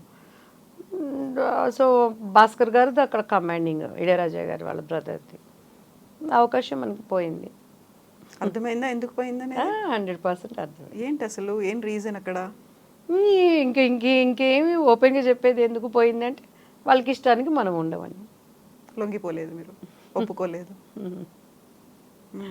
సో మంచి సినిమా. తర్వాత మేము ఆ టీ నగర్లో వెళ్ళేటప్పుడు పెద్ద పెద్ద పోస్టర్లు చూసి ఈ సినిమా ఉంటే బాగుండేది కదా అని బాగుండేదా, ఓకే మనకి అమ్మ ఉంది, అన్నయ్య ఉన్నాడు, అక్క ఉంది, కావాల్సిందే టైం టు టైం వెళ్తుంది, మంచి ఎక్సర్సైజ్ డ్యాన్స్ అన్నీ. ఇది కాకపోతే ఇంకొకటి వస్తుంది అంటే నేను ఇష్టంగా రాలేదు సినిమాల్లోకి. నేను ఒక సావిత్రి అవ్వాలనో, నేను ఒక రాధ అవ్వాలనో, విజయశాంతి అవ్వాలనో నాకు అసలు లేదు, ఆలోచన నాకు లేదు. ఏదో శారదా గారు చూడగలి అమ్మాయి బాడీ ఫిజిక్ బాగుంది, ఆర్టిస్ట్ని చేయండి అన్నారు, నువ్వు హీరోయిన్ అవుతావంట అన్నారు. అన్నీ వాళ్ళే చేశారు కాబట్టి ఇప్పుడు నా ఇష్టంగా నేను చేస్తే బాధపడేదాన్నేమో. అసలు అవగాహన లేదు నాకు, సినిమాలు అంటే ఏంటో తెలియదు, ఈ పేరు ప్రఖ్యాతులు అంటే ఏదో. పోనీ ఈ సినిమాలు చేసినాకేమన్నా నేను ఏపీ వెళ్ళటం కానీ, అప్పట్లో ఆంధ్ర వెళ్ళటం కానీ, లేదా పబ్లిక్లోకి వెళ్ళటం కానీ తెలియదు. ఇంత క్రేజ్ ఇప్పుడంటే సోషల్ మీడియాలో క్రేజ్ అంటే తెలిసింది కాబట్టి ఎగబడుతున్నారు. అప్పుడు మాకేం తెలియదు. ఈ కుటుంబము నలుగురే, బయట ఎప్పుడు నేను పబ్బులకు పోయింది లేదు, ఫంక్షన్లకి బయటికి వెళ్ళింది లేదు. ఏదైనా 100 days ఫంక్షన్స్కి ఏదైనా ఉన్నా కూడా అమ్మ అన్నయ్యతో వెళ్ళటము, ఆ ఫంక్షన్ అయిపోయిన 5 నిమిషాలకి అందరూ దండం పెట్టడం, కారు ఎక్కడం, రావటం. సో ఇట్లా సిచ్యువేషన్లో ఏమైనా తెలుస్తుంది మనకి. మీరు అవన్నీ మిస్ అయిపోయాను అని అనుకున్నారా? అంటే ఇలాంటి ఒక బ్యానరు, లేకుంటే ఇలాంటి హీరో, అలాంటి ఒక గొప్ప దర్శకుడు అనుకున్నాను. చేయలేనప్పుడు అనుకున్నాను నేను. చేయలేనప్పుడు యాక్చువల్లీ అక్క మొగుడులో సుహాసిని గారి క్యారెక్టర్ ఏం చేయాల్సింది. అప్పారావు గారు ఫస్ట్ సుహాసిని క్యారెక్టర్ దివ్యవాణి అని చెప్పని అన్నారు. తర్వాత చూస్తే నలుగురు సిస్టర్లో నా క్యారెక్టర్ ఇట్లా. అప్పట్లో ఏం తెలిసేది, స్టోరీ చెప్పేవాళ్ళం, 10 సినిమాలు బిజీగా చేసుకునేవాళ్ళం. రాజశేఖర్ గారు పక్కన. తర్వాత కట్ చేస్తే సుహాసిని గారు, క్రాంతి కుమార్ గారిది. ఇదేంటండి అమ్మాయి అంటే, ఆ అమ్మాయి చిన్న ఫేస్గా ఉంది, చిన్న ఏజ్గా ఉంది, మళ్ళీ నెక్స్ట్ సినిమాలో చేస్తారు అని అడ్వాన్స్ అయిపోయి రేపు షూటింగ్ అన్నాక ఇవాళ తెలిసినప్పుడు ఏమనేవాళ్ళం. అప్పట్లో మీడియాలు లేవు, ఇంత అల్లరి లేదు, ప్రెస్లో ఏమైనా ఉందంటే ఫిలిం ఛాంబర్లోకి వెళ్ళి చేతులు కట్టుకొని నిలబడాలి, దోషులుగా వాళ్ళ ముందు ఉండాలి, బ్యాడ్ ప్రాపగండం చేసేవాళ్ళు. ఉండే అవకాశాలు కూడా పోతే ఏమోనని చెప్పని అమ్మ వాళ్ళకి ఒక ఇంటెన్షన్ ఉండేది. సో అట్లా చాలా వరకు అలానే లేడీ స్పెషల్ వాణి విశ్వనాథ్ క్యారెక్టర్ నేను చేయాల్సింది జంజాల గారిది. అక్కడ కొన్ని పెద్ద తలకాయలు నెట్వర్క్లు ఏం చేస్తాం, ఇన్సైడ్ అదే సినిమాకి సంబంధించిన 100% నా వరకు అయితే అదేనండి. కానీ నాకు ఉన్న అదృష్టం ఏంటంటే నా వరకు ఆ ప్రాబ్లమ్స్ తెచ్చేవాళ్ళు కదా అమ్మ వాళ్ళు. టప బిజీగా ఈ సినిమా సినిమా చేసుకుని ఆల్రెడీ వచ్చే పేరు వచ్చేసింది పెళ్లి పుస్తకం ద్వారా, ఇంకో కొత్తగా వచ్చేదే ఉంది నాకు. ఇవన్నీ ఇలా అనుకున్నప్పుడు మీకు రావాల్సిన సినిమాను, మీరు హీరోయిన్గా చేయాల్సినటువంటి ఆ ప్రాజెక్టు మిస్ అయిపోయింది, ఇంకా వేరే వాళ్ళు చేశారనుకున్నప్పుడు, ఆ తర్వాత ఫిల్మ్ రిలీజ్ అయిపోయిన తర్వాత పేరు, విపరీతమైన పేరు, ఫేమ్ అనేది ఇవన్నీ వచ్చిన తర్వాత ఎప్పుడైనా వాళ్ళని కలిసినప్పుడు అలా మాట్లాడుకోవడంలో ఎప్పుడైనా తెలిసిందా? అంటే దివ్యవాణి చేయాల్సిన క్యారెక్టర్ మీరు చేశారు అనేది ఇంటరాక్షన్లో వచ్చిందా మీతో ఎవరైనా చెప్పారు? ఆమెని నేను ఇది మన చాలా గేమ్ షోస్లో చేసాము. ఒకసారి మేమిద్దరం ఫ్లైట్లో వస్తా చాలాసేపు మాట్లాడుకున్నాం. అప్పుడు మిస్టర్ పెళ్ళాం మీరు చేయాల్సింది నేను చేశానని వచ్చినప్పుడు బాపు గారు పెళ్లి పుస్తకం సినిమా అమ్మాయికి అప్పట్లో DVDలో డెక్కులు ఉన్నాయి, 100 సార్లు చూపించారట, ఇలానే కావాలని. తర్వాత నేను రాధాగోపాలం చేశాను. రాధాగోపాలం స్నేహగా చెప్పింది, ஐயோ பாப்பு சார் அந்த படம் போட்டுட்டு காட்டிட்டே இருந்தாங்க, இப்படிதான் வேணும் இப்படிதான் வேணும் అని. కన్ను ఎல்லாம் ఎవ్వడో అழగా இருக்கும் உங்களுது అని చెప్పని స్నేహ మాట్లాడింది. సో అట్లా పోయింది అన్నప్పుడు నాకైతే నేను పెద్దగా ఎప్పుడు బాధ అనిపించలేదండి నాకు. ఎందుకంటే నా తప్పు ఉండో, నా కారణం ఉండో నేను మిస్ అయితే నేను బాధపడాల్సి ఉండేదేమో. అది లేనప్పుడు ఎందుకో నాకు ఎప్పుడు అలానే ఆమె ఈవీవి సత్యనారాయణ గారు, తెనాలి ఆయన మన పద్మక గారి వాళ్ళ నాన్నగారు ప్రొడ్యూసర్, దానికి సుభాష్ గారు అడ్వాన్స్ కూడా ఇచ్చారు మాకు. ఆ సినిమా తర్వాత ఊహా గారు చేశారు. చూసాను సినిమా, మంచి క్యారెక్టర్, మనం కూడా చేస్తే బాగుండేదేమో, నా జీవితానికి ఇంకొంచెం ఒక మెట్టు, మంచి సినిమాలు రేపు మనం చేసామన్నప్పుడు ఇంకొక మైలురాయిగా ఉండేదేమో కదా అనిపించేదే. కానీ బాధ అయితే పెద్ద నేను ఎప్పుడు బాధపడలేదండి. మరి నేను చెప్పాను కదా ఫస్ట్ నా స్వభావం అది. ఇప్పుడు ఈ మలయాళ ఫిల్మ్ ఇండస్ట్రీకి సంబంధించి ఇంత వచ్చిన తర్వాత మెల్లిగా బెంగాల్ నుంచి ఒకరు, అక్కడ నుంచి ఒకరు, ఇక్కడ నుంచి ఒకరు మాట్లాడుతున్నారు. ఇప్పుడు అక్కడ ఉన్నటువంటి మాలాగా ఇక్కడ అక్కడ అమ్మ అసోసియేషన్ మెంబర్స్ అందరూ ఇంక్లూడింగ్ ప్రెసిడెంట్ మోహన్ లాల్ దాన్ని రిజైన్ చేశారు. ఒక ప్రొటెస్ట్ లాగా రిజైన్ చేశారు తప్ప నిజంగా ఒక సమస్య ఉంది, సంఘీభావం ప్రకటిద్దాం, ఎవరైతే బాధితులు ఉన్నారో, ఎవరైతే కంప్లైంట్లు చేశారో వాళ్ళకి సంఘీభావంగా ఎందుకు రాలేకపోతున్నారు అక్కడ ఉన్నటువంటి హీరోలు కావచ్చు, ఆ స్టార్డమ్ సూపర్ స్టార్ ఉన్న వాళ్ళు? రాలేకపోతున్నారు అని అంటే అది మన అదృష్టం అనుకోవాలి, ఎందుకు? మన దౌర్భాగ్యం అనుకోవాలి, ఆడదానికి ఉన్న అదృష్టం అనుకోవాలి. అసలు మగవాడే మోరల్ వాల్యూస్ ఆడదానికి ఇవ్వాలి అనే మనస్తత్వం కలిగి ఉంటే కథ ఇంత దూరం రాదు కదండి. మనం బ్రతిమలాడే ఎక్కడ చేయించుకుంటే వాళ్ళ బాధ్యత అనుకోవాలి. నిజంగా మనసులో పెయిన్ ఉన్నప్పుడు, ఈరోజు కలకత్తాలో ఒక డాక్టర్కి సంఘటన జరిగిందంటే అది ఘోరాతి ఘోరం, బాధాకరం. ఆ అమ్మాయి పడిన ఆ నరకము, ఆ తల్లిదండ్రులకి ఎంత వేదనో, మనం తల్లిదండ్రులు కాకపోయినా తోబుట్టులు కాకపోయినా మనకి అంత వేదన. కాసేపు 2 రోజులు 3 రోజులు ఆ న్యూస్లో చూపించే దానిని బట్టి అట్రాక్ట్ అవుతున్నాం, చూస్తున్నాం, మర్చిపోతున్నాం. 24 గంటల్లో అటువంటి అభాగ్యులు ఎంతోమంది నలుగుతున్నారు. Not only industry. వాళ్ళకి రాలేదు అంటే మనం తలుపులు కొట్టి వెళ్ళి బాబు రండి మాకు సంఘీభావం తెలపండి అని అనలేం కదండి. వాళ్ళుగా ముందుకు వచ్చినప్పుడు వాళ్ళ మర్యాదను నిలబెట్టుకున్న వాళ్ళు అవుతారు, ఆడదానిని గౌరవించిన వాళ్ళు అవుతారు, ఒక మోరల్ సపోర్టు ఇంకా మనకు దొరికి అటువంటి ప్రాబ్లమ్స్ ముందు రాకుండా ఉండటానికి చూసుకున్న వాళ్ళు అవుతాం. ఇక అది వాళ్ళ సంస్కారానికి వాళ్ళ విజ్ఞతకి మనం వదిలిపెట్టడమే. కానీ చేసే పోరాటం చేస్తూనే ఉండాలి. ఎవరు ఉన్నా చేయాలి, ఎవరు లేకపోయినా చేసినప్పుడే దాని సక్సెస్ని మనం తీసుకురావాలి. భయపడాలండి. ఆడదాన్ని పెళ్ళామైనా సరే తప్పు లేకుండా నువ్వు ఒక మాట మాట్లాడాలంటే మగవాడు భయపడాలి. అటువంటి చట్టాలు రావాలి, అటువంటి ఇమీడియట్ యాక్షన్స్ రావాలి. దుబాయ్లో ఈరోజు ఎందుకంటే ఆడదాన్ని ఒక మాట అనాలంటే భయపడతారు. సిన్సియర్గా ఉండే ఆడవాళ్ళని, 2వ కేటగిరీ ఆడవాళ్ళు కూడా మనం చూస్తున్నాం. ఎక్కడో వాళ్ళు చెప్తున్నాను కదా, 100కి ఒక 10 మంది అటువంటి వాళ్ళు ఉంటారు. ఇట్లాంటివి జరుగుతున్నప్పుడు రావాలి, డెఫినెట్గా మార్పు అనేది రావాలి. ప్రయత్నం చేస్తూనే ఉండాలి. ఈ చరిత్ర ఉన్నంతకాలం, ప్రపంచం ఉన్నంతకాలం పోరాటాలని జరుగుతూనే కామన్ అయిపోయింది అంతే. దానిని మనం పెద్దది చేసుకొని ఉంటే బ్రతకలేము, చిన్నది చేసుకొని డోంట్ కేర్ అంటే నష్టపోతూ ఉంటాము. ఈరోజు సిటీ బస్సులో ప్రయాణం చేసే ఆడవాళ్ళకి సెక్యూరిటీ ఉందా అండి? సో దానికి ఏంటి కొన్ని సిస్టమ్స్ తీసుకురావాలి. ఎంతసేపటికి గవర్నమెంట్స్ మారిన తినేవాడు తింటున్నాడు, పౌరుల కోసం వెళ్ళేవాడు వెళ్తున్నాడు, కేరా ప్లాట్ఫామ్గా వచ్చిన వాళ్ళు డబ్బులు సంపాదించుకుంటున్నారు, ఉద్యమాలు అంటున్నారు. కానీ నిజమైన మార్పు ఎక్కడొస్తుంది? నిజంగా మొన్న ఆగస్టు ఇండిపెండెన్స్ డే ప్రతి ఒక్క రాజకీయ నాయకులు ఫ్లాగ్ హోస్ట్ చేసుకున్నారండి. ఏ పార్టీలైనా కూడాను స్కూల్స్లో చేశారు, పోలీస్ డిపార్ట్మెంట్ చేశారు. అసలు నన్ను అడిగితే పబ్లిక్లోకి వచ్చింది అప్పుడే జరిగింది కలకత్తాలో సంఘటన. ఆ డాక్టర్ గురించి, ఆమె ఒక అప్కమింగ్ డాక్టర్గా ప్రాక్టీస్ చేస్తున్న ఒక డాక్టర్గా నేషనల్ ఫ్లాగ్ ఎగరేసుకోవాలని ఎలా మనసు అనిపించిందండి నాకైతే. ఒక నేషనల్ ఫ్లాగ్ పెద్దది తీసుకొని నాకు సపోర్ట్ చేసే ఆడవాళ్ళం అందరూ ఆ నేషనల్ ఫ్లాగ్ కప్పుకొని బోర్న ఏడవాలనిపించింది నడు రోడ్డు మీద కూర్చొని. డిప్యూటీ సీఎంల దగ్గర నుంచి ఫ్లాగ్ ఘోషిత ఏ భాష అయినా నువ్వు కావచ్చు, ఏ రాష్ట్రమైనా నువ్వు కావచ్చు, ఎలా సెలబ్రేట్ చేసుకుంటున్నావు. ఒక్క కాకికి దెబ్బ తగిలిందంటేనే కాకులన్నీ వచ్చి కావు కావు కావు అని ఆ కాకి కాపాడుకుంటున్నాయి. ఒక కుక్కకి రోడ్డు మీద దెబ్బ తగిలిందంటే నోరు లేని జీవాలు, మోరల్ వాల్యూస్ లేనటువంటివి, చట్టాలు లేనటువంటివి, చీపో అని మనం విధులిచ్చడం కూడా వచ్చి అన్నది నేను కుక్కలన్నీ చేరి ఆ కుక్కను కాపాడుకుంటున్నాయి అంటే ఒక రాష్ట్రంలో ఒక బిడ్డకు జరిగిందంటే. ఈరోజు మణిపూర్లో ఆడవాళ్ళకు జరిగినటువంటి దుస్సంఘటనలు ఎందుకు గవర్నమెంట్స్ బయటికి తీసుకురావట్లేదు? వైనాడులో పడిపోయింది కదా ప్రకృతి, మొత్తం క్షణాల నాశనం అయిపోయింది కదా, ఊర్లు కొట్టుకుపోయినాయి కదా, కనుమరుగయ్యాయి. ఏంటి మనిషి బ్రతుకేంటి, మనిషి ఎంతవరకు అనేటువంటి జ్ఞానాన్ని నశింపజేసేటువంటి సంఘటనలు జరుగుతున్నప్పుడు కనీసం ఒక 10 మంది ఆడవాళ్ళని ఇప్పుడు మా లాంటి వాళ్ళు బయటికి రావాలంటే ఒక సపోర్ట్ లేకుండా రాలేకపోతున్నాం. కానీ మనసు ఏడుస్తూ ఉంటుంది. అన్నీ ఉన్నవాళ్ళు, ఒక సీఎం కూతుళ్ళు ఉన్నారు, పిఎం కూతుళ్ళు ఉన్నారు, చక్కగా వాళ్ళతో వచ్చి సెల్యూట్ చేసి నేషనల్ ఫ్లాగ్ ఎగరేస్తున్నారు. కానీ నీకు మనసులో కొద్దిగా కూడా బాధ లేదా?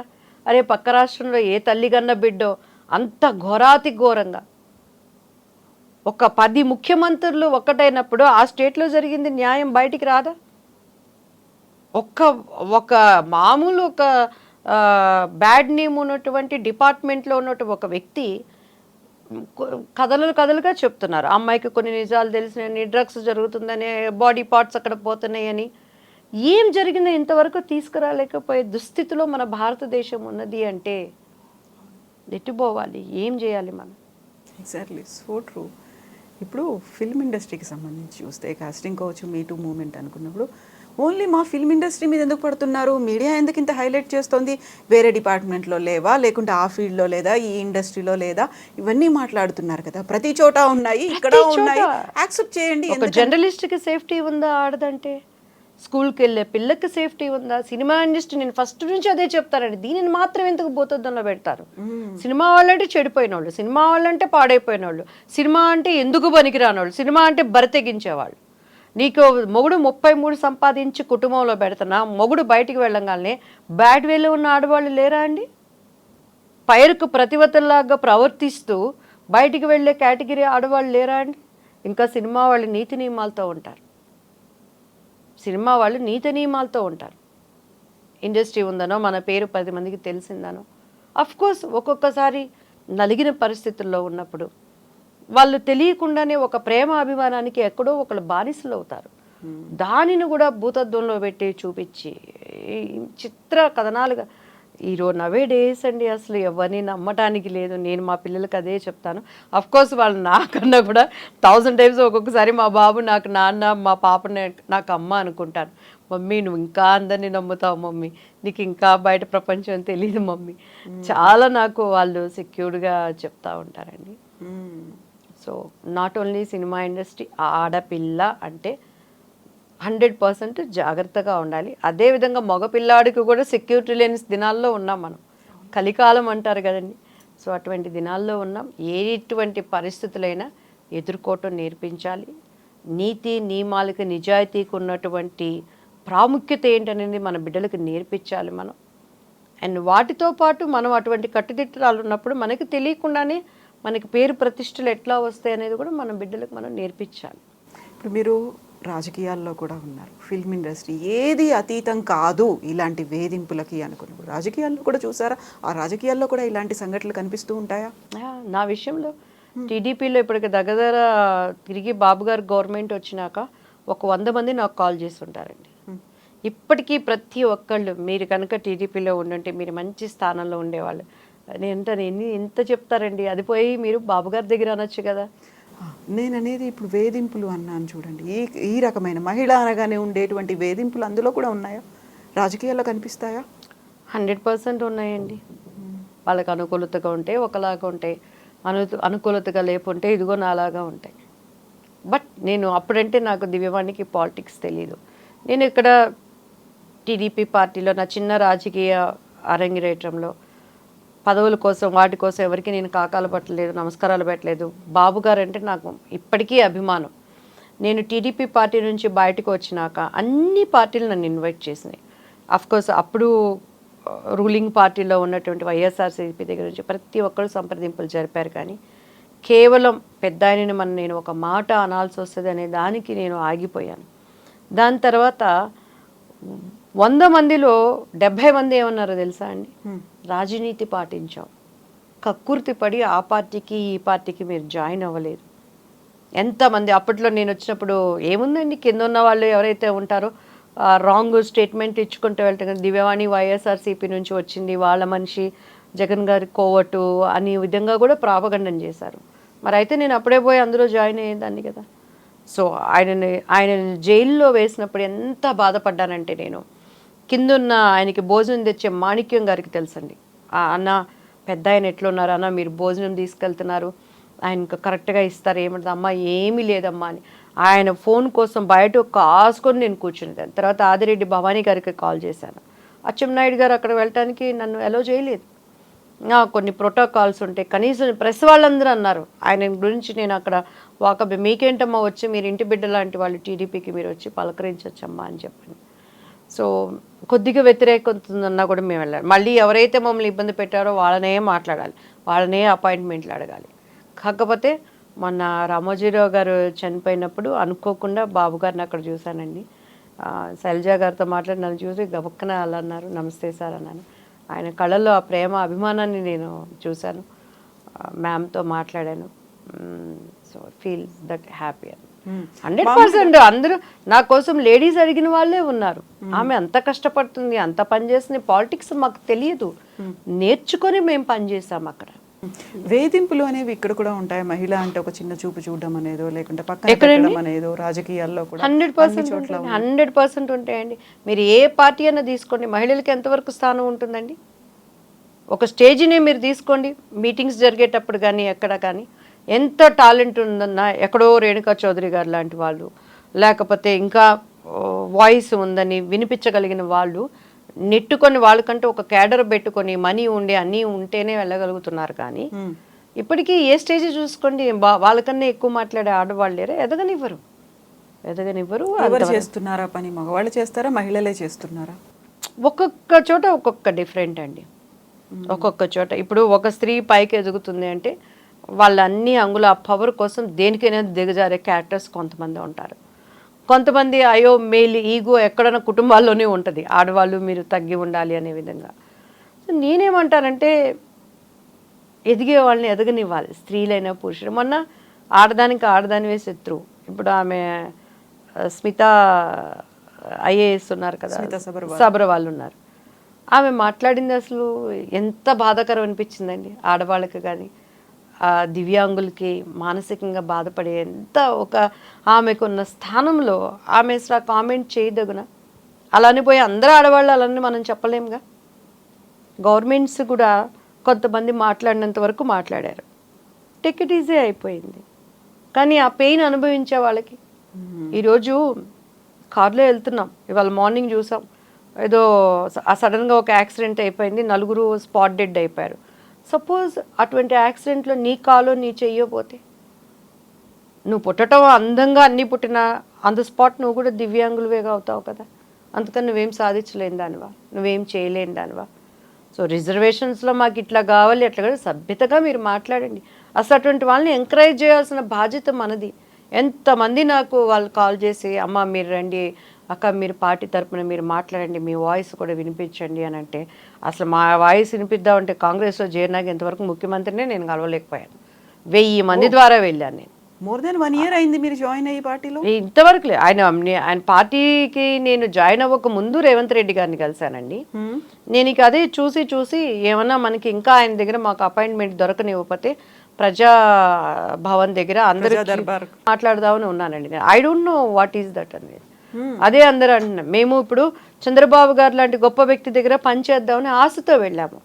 అక్కడ ఉన్నటువంటి రాజకీయం అంటే ఏంటో నాకు తెలియదు. స్ట్రైట్ ఫార్వర్డ్ మనిషిని వాళ్ళు ఇబ్బంది పెట్టిన విధానాన్ని అర్థం చేసుకోవడానికి కూడా నాకు టైం పట్టింది. సో మంచో చేయడం మేము బయటకు వచ్చాం. ఆయన శిష్యుడు ఈయన. అన్నిటికన్నా కాంగ్రెస్ రేపు సెక్యులరిజం పార్టీ, మన వాయిస్ 4 స్టేట్స్లో వినిపించవచ్చు యాజ్ ఎ ఆర్టిస్ట్గా. పైగా నాకు ఓటు హక్కు ఉన్నదంతా తెలంగాణ అని చెప్పని బిఫోర్ ఎలక్షన్స్ మేము జాయిన్ అయ్యాము. అందరినీ కలవగలిగానండి. ఇక్కడ నాకు కనిపిస్తున్న కొన్ని దీనిని బట్టి వెరీ వెరీ ఇంపార్టెంట్ పీపుల్ దగ్గరికి వెళ్ళి ఆయన ద్వారా అపాయింట్మెంట్ కూడా అక్కడ వరకు వెళ్ళిస్తున్నారు. కానీ సార్ని కలవటానికి ఒక సముఖత అనేది మాకు ఏంటి అనేది మాకే అర్థం కాకుండా ఉంది. మేము రాహుల్ గాంధీ ప్రధానమంత్రి అవ్వాలి, కాంగ్రెస్ పార్టీ మంచి పార్టీ, అక్కడ చాలా మనకి ఎంకరేజ్మెంట్ ఉంటుందని వస్తే కొంతమంది లేడీస్ ఏమో అమ్మో మళ్ళీ దివ్యవాణి వచ్చింది ఈమె వాయిస్కి మాకెక్కడ పోటీ అవుతుందని కొన్ని ఏడుపు మొహాలు. కొంతమంది ఏమో అసలు ఈమెకి ఏమన్నా చిన్న పోస్ట్ ఇచ్చినా కూడా మాట్లాడేస్తుంది అనేది కొంత. అసలు రేవంత్ గారు అంటే నాకు ఎంత అభిమానం అంటే ఆయన ఫైట్ చేసే విధానం కానీ ఆయన ఆ చాకచక్యం కానీ ఎంత ఆశతో వచ్చామో. రేపు మళ్ళీ డిసెంబర్ వస్తే 1 year అవుతుందండి. ఇంతవరకు ఆయన దగ్గర నాకు అపాయింట్మెంట్ దొరకలేదు. ఏడవాలా నవ్వాలా ఎవరికి మేము ఏం చెప్పుకోవాలో మాకే అర్థం కావట్లేదు. ఇప్పుడు మీరు కాంగ్రెస్ పార్టీ తెలంగాణలో అధికారం రావాలి అనేటువంటి ప్రచార క్యాంపెయినింగ్ కమిటీయా, దాంట్లో కూడా మీరు? అంటే నేను జాయిన్ అయిన వెంటనే స్టార్ క్యాంపెయినింగ్ వేశారండి. బిఫోర్ దట్ కూడా రేవంత్ గారిని కలిసాము. అండ్ తర్వాత ఎలక్షన్ మానిటరింగ్ కమిటీలో మనల్ని వేశారు. ఆయన బిజీగా ఉన్నారు, నేను కాదు అంటలేదు. కానీ అపాయింట్మెంట్ కోసం ఎంత గంటలు వెయిట్ చేశాను. అండ్ బట్టి గారిని కలిసాము. చాలా ఆయన పెద్ద మనసుతో చాలా మనల్ని మంచిగా మాట్లాడారు. సార్ ఇది మనం చేయగలము, స్టేట్లో ఎక్కడ ఉందన్నా కూడా మన వాయిస్ వినిపించడానికి కానీ జరుగుతున్న దానికి కానీ అని చెప్పని. తర్వాత మేము జాయిన్ అయినప్పుడు ఠాకరే గారి సమక్షంలో జాయిన్ అయ్యాము. దీపాదాస్ మున్షే గారిని కలిసాము. అలానే మధు యాష్కే గారు కానీ అందరూ మంచిగా కోఆపరేట్ చేసి డెఫినెట్గా. కానీ మెయిన్ ఇప్పుడు రేవంత్ రెడ్డి గారి ఆయన చెప్పిన దాంట్లోనే కదండి జరుగుతుందంతా. సో ఇప్పటికీ ఆయనని కలవలేకపోవటం నాకు చాలా బాధగా ఉంది. ఎంత ఆశతో అంటే అక్కడ మనం మిస్ అయిపోయిన ఆయన శిష్యుడిగా ఎంత ఉన్నా కూడా నా ఇది ఉంటుంది. మంచిగా మన భవిష్యత్తు ఒక మంచి లీడర్ కింద వర్క్ చేయాలనే ఆశతో మనం ఉన్నాము. ఇప్పుడు టీపీసీసీఏ కాదు, ఏపీసీసీ అక్కడ ప్రెసిడెంట్ కూడా షర్మిల గారే ఉన్నారు. ఒక ఉమెన్ ప్రెసిడెంట్గా ఉన్నటువంటి ఆంధ్రప్రదేశ్ కాంగ్రెస్ కమిటీ అక్కడికి వెళ్ళారా, కలిసారా, ఏం జరిగింది క్యాంపెయినింగ్? ఇట్లా without designation how can I go అండి? మనకంటూ ఒక గుర్తింపు ఇవ్వకుండా పార్టీ నుంచి మనం ఎలా ఇవ్వగలం? అక్కడ ఉన్నటువంటి ఎవరు కొప్పల రాజు గారని, తర్వాత ఇంక చాలామంది లోపల ఉన్న వాళ్ళకి కాల్ చేసి నేను మరీ అడిగాను. ఎందుకంటే మనకి వాయిస్ ఉంది. ఠాకరే గారి సమక్షంలో మేము జాయిన్ అయినప్పుడు నార్త్ ఇండియన్గా ఆయనకి అదే చెప్పారు. ఎంఐకి ఆర్టిస్ట్గా ఉంది, ఫేస్ వాల్యూ ఉంది, మంచి టాకింగ్ పవర్ ఉంది, కాబట్టి 4 స్టేట్స్కి కూడా ఉపయోగించుకోవచ్చు అని జాయిన్ అయ్యేటప్పుడు అలా చెప్పారు.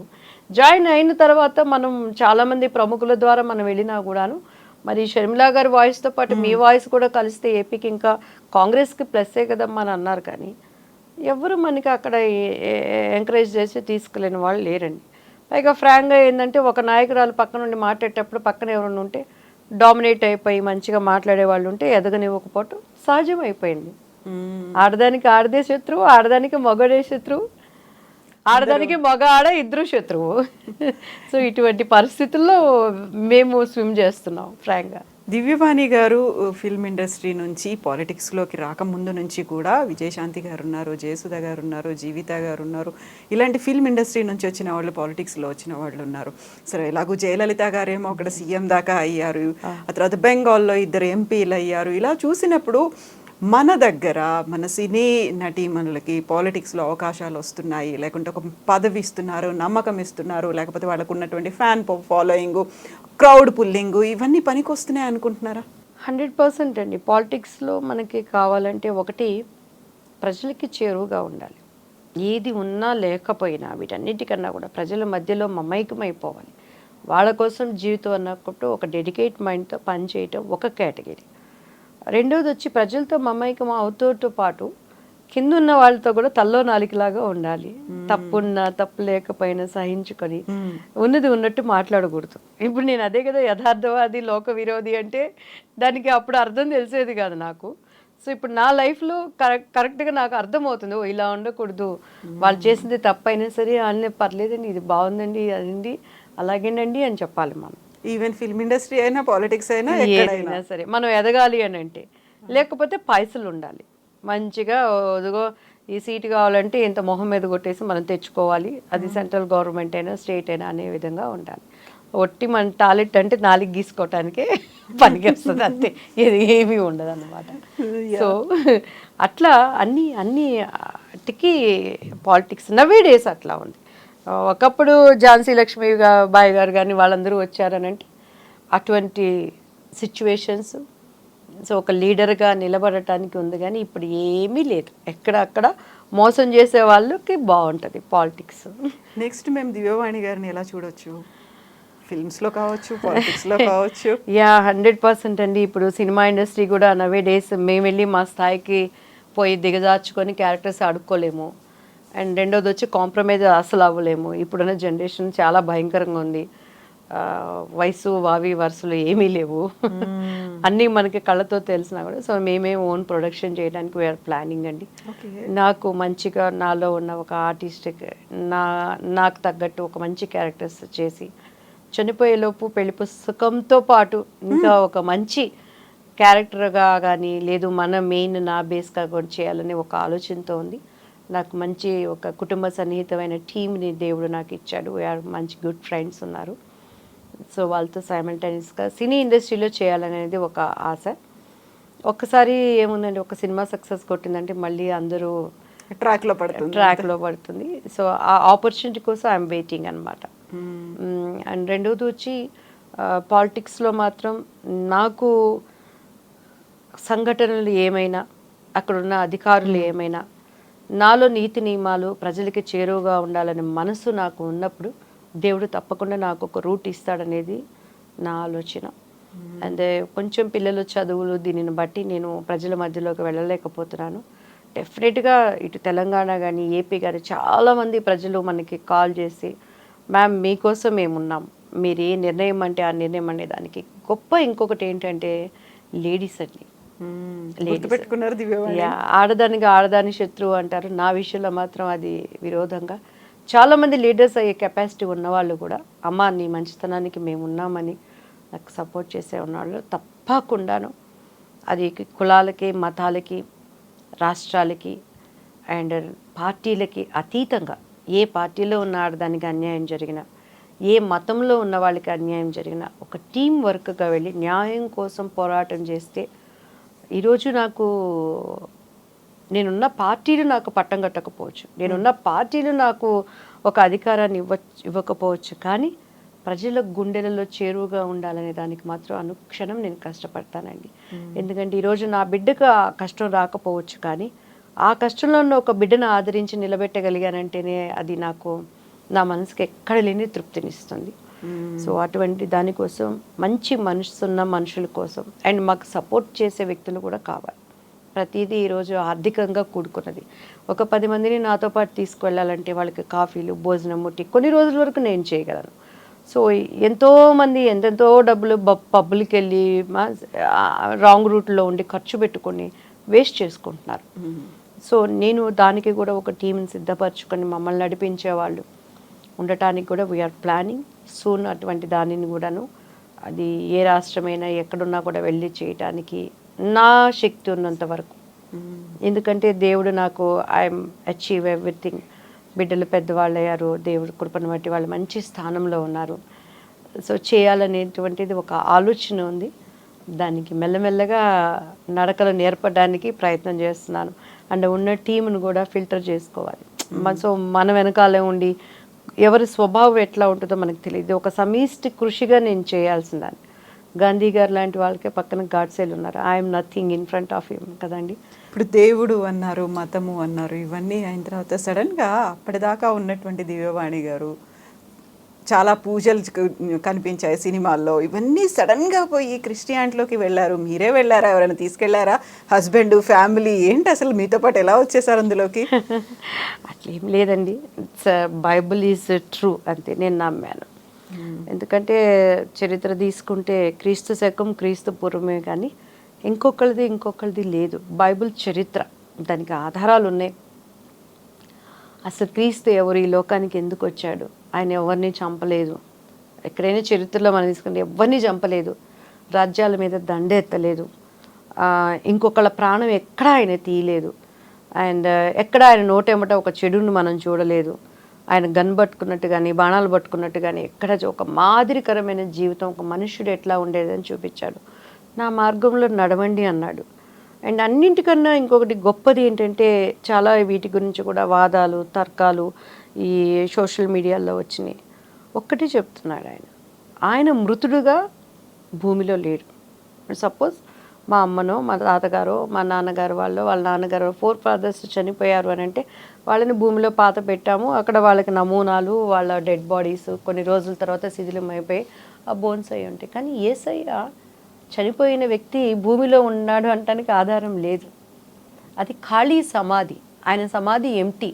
సో ఆయన ఏమయ్యాడు, పైకి వెళ్ళాడు. ఎలా వెళ్ళాను, నేను అలా వస్తాను అని చెప్తున్నాడు. ఒక క్రైస్తవ జీవితం విశ్వాసం అండి.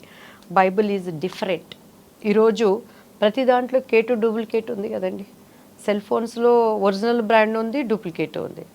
అలానే ప్రతి దాంట్లో కూడా మనం కొట్టుకునే పర్ఫ్యూమ్ నుంచి మేకప్ మెటీరియల్ దగ్గర నుంచి ఈవెన్ బట్టల్లో కూడా క్లాత్ మెటీరియల్లో అన్నిట్లో నాణ్యమైనవి ఉన్నాయి, డూప్లికేట్ ఉన్నాయి. డూప్లికేట్లు ఏంటంటే నాణ్యమైన వాటికన్నా బెనిఫిట్గా కనపడతాయి. ఇప్పుడు డైమండ్ సెట్లు వచ్చినాయండి, ఎన్నో వచ్చినాయి. ఒరిజినల్ డైమండ్ కన్నా పిచ్చివే డైమండ్ కన్నా ఇంకా ఎక్కువ ఉన్నాయి. అందుకేనా హిందూ మతం కంటే ఇంకా క్రిస్టియానిటీయే గొప్పది అనిపించింది? ఎందుకలా మీ హిందూ కాదు ఇటువైపు వెళ్ళాలి అనేది? నేను హిందూ, క్రీస్తుని నా స్వరక్షడిగా నేను అంగీకరించాను. భారతదేశంలో నేను పుట్టాను అంటే క్రీస్తును అంగీకరించిన మాత్రాన నేను హిందూని కాకుండా పోతానా? బట్ పూజలు చేస్తారా? ఏ పూజలు చేస్తారు మీరు? మీకు ఒక చిన్న ఎగ్జాంపుల్ చెప్తానండి. నేను కాంగ్రెస్లో జాయిన్ అయిన తర్వాత ఇప్పుడు ఆయన పేరు కుసుమ్ కుమార్ గారు, జెట్టి కుసుమ్ కుమార్ గారు. ఆయన కేజీఎఫ్ అని ఒక కమ్మ సంఘాన్ని పెట్టారు.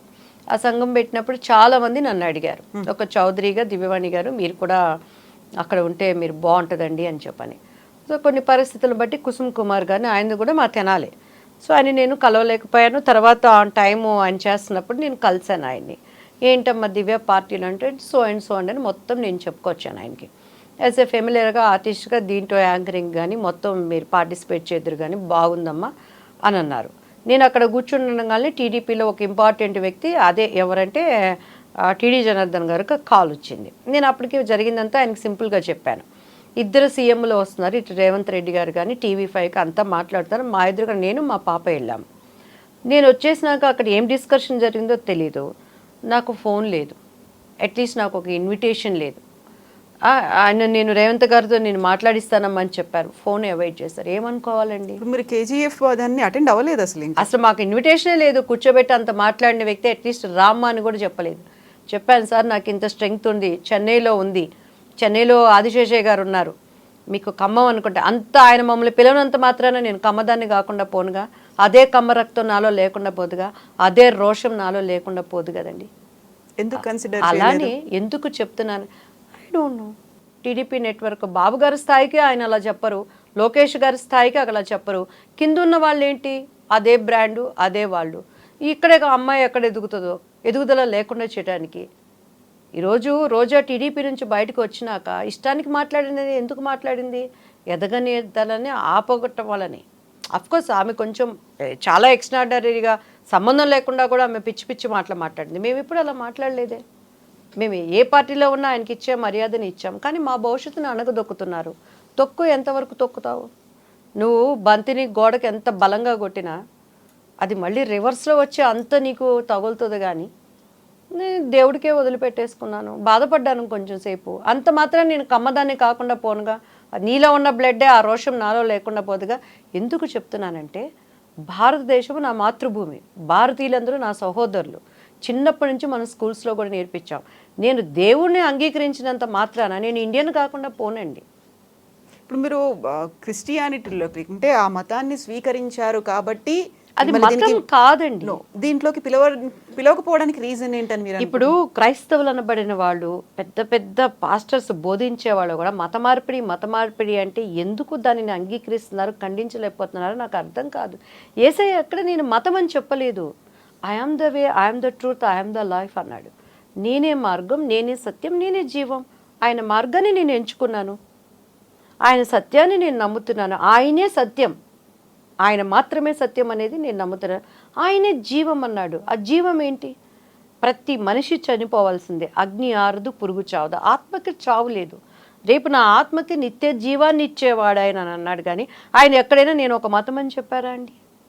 క్రైస్తత్వం మతం అని ఎవరు చెప్పారు? అది మార్గం. ప్రతి క్రైస్తవుడు దాన్ని ఖండించాలన్న స్థితిలో ఉన్నారు. ఎందుకు ఒప్పుకుంటున్నారు దానిని? పెద్ద పెద్ద వాళ్ళు సంఘాలు పెంచుకుంటున్నారు, చర్చిల్లో విశ్వాసాలను కూర్చోబెట్టుకుంటున్నారు. కానీ అరే బాబు ఒక్కరోజున ఒక ధర్నా చేసి ఇది మతం కాదండి. నేను హిందువుని, నేను భారతదేశంలో పుట్టాను, క్రీస్తుని నా స్వరక్షకుడిగా అంగీకరించాను. అది కాదంటానికి ఎవరికి రైట్స్ ఉంది? ఇప్పుడు మీరు పూజలు చేస్తారా ఇంట్లో? ఇప్పుడు శ్రావణ మాసం పూజలు కావచ్చు, మిగతా పూజలు అంటే నేను క్రీస్తుని తెలియనప్పుడు నేను చేసేదాన్నండి. ఇప్పుడు చేయట్లేదు. అంటే ఎందుకు చేయట్లేదంటే సృష్టించిన సృష్టికర్తను మర్చిపోయి సృష్టాన్ని పూజించాల్సిన అవసరం నాకు లేదు. సృష్టికర్త ఇప్పుడు ఈ ఫోన్ని క్రియేట్ చేసిన వాడు ఒకడున్నాడు, వాడిని అప్రిషియేట్ చేయాలి. శాంసంగ్ కనుక్కున్నది ఎవరు, ఈ టెక్నాలజీ కనుక్కున్నది ఎవరు, దానికి ఆ బుర్ర పెట్టి ఉపయోగించిన వాడిని మనం మెచ్చుకుంటాం. కానీ శాంసంగ్కి నేను అవార్డు ఇవ్వను, శాంసంగ్ని నేను మెచ్చుకోను. ఇది జస్ట్ ఒక ఫోన్ మాత్రమే. అలానే జీవనదులని, చెట్లుని, భూమి ఆకాశాన్ని సృజించిన దేవాది దేవుడు ఒకడున్నాడు. ఆయనని నేను వర్షిప్ చేస్తాను. కానీ ఆయన వర్షిప్ చేసిన చెట్లని నేను ఎందుకు పూజించాలి?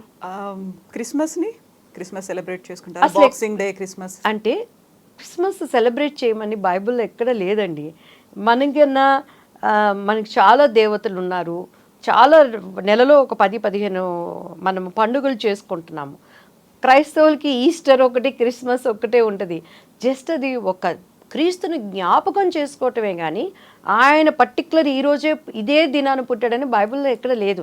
అంటే ఆమె గర్భాన ఉన్నప్పుడు ఆ చలి జరిగింది, ఆమె తలదాచుకోవటానికి ఎక్కడ ఇది లేదు అనే ఒక సిమ్టమ్స్ని బట్టి దిస్ ఈజ్ క్రిస్మస్ అని అన్నారు. అది క్రీస్తుని జ్ఞాపకం చేసుకోవటం, మన పిల్లలు కూడా మరీ ఏమీ లేకుండా ఉండకూడదనే. కానీ వాట్ ఈజ్ క్రిస్మస్ యొక్క ఆంతర్యం ఏంటి? క్రిస్మస్ ప్రభుని ఆరాధించటం.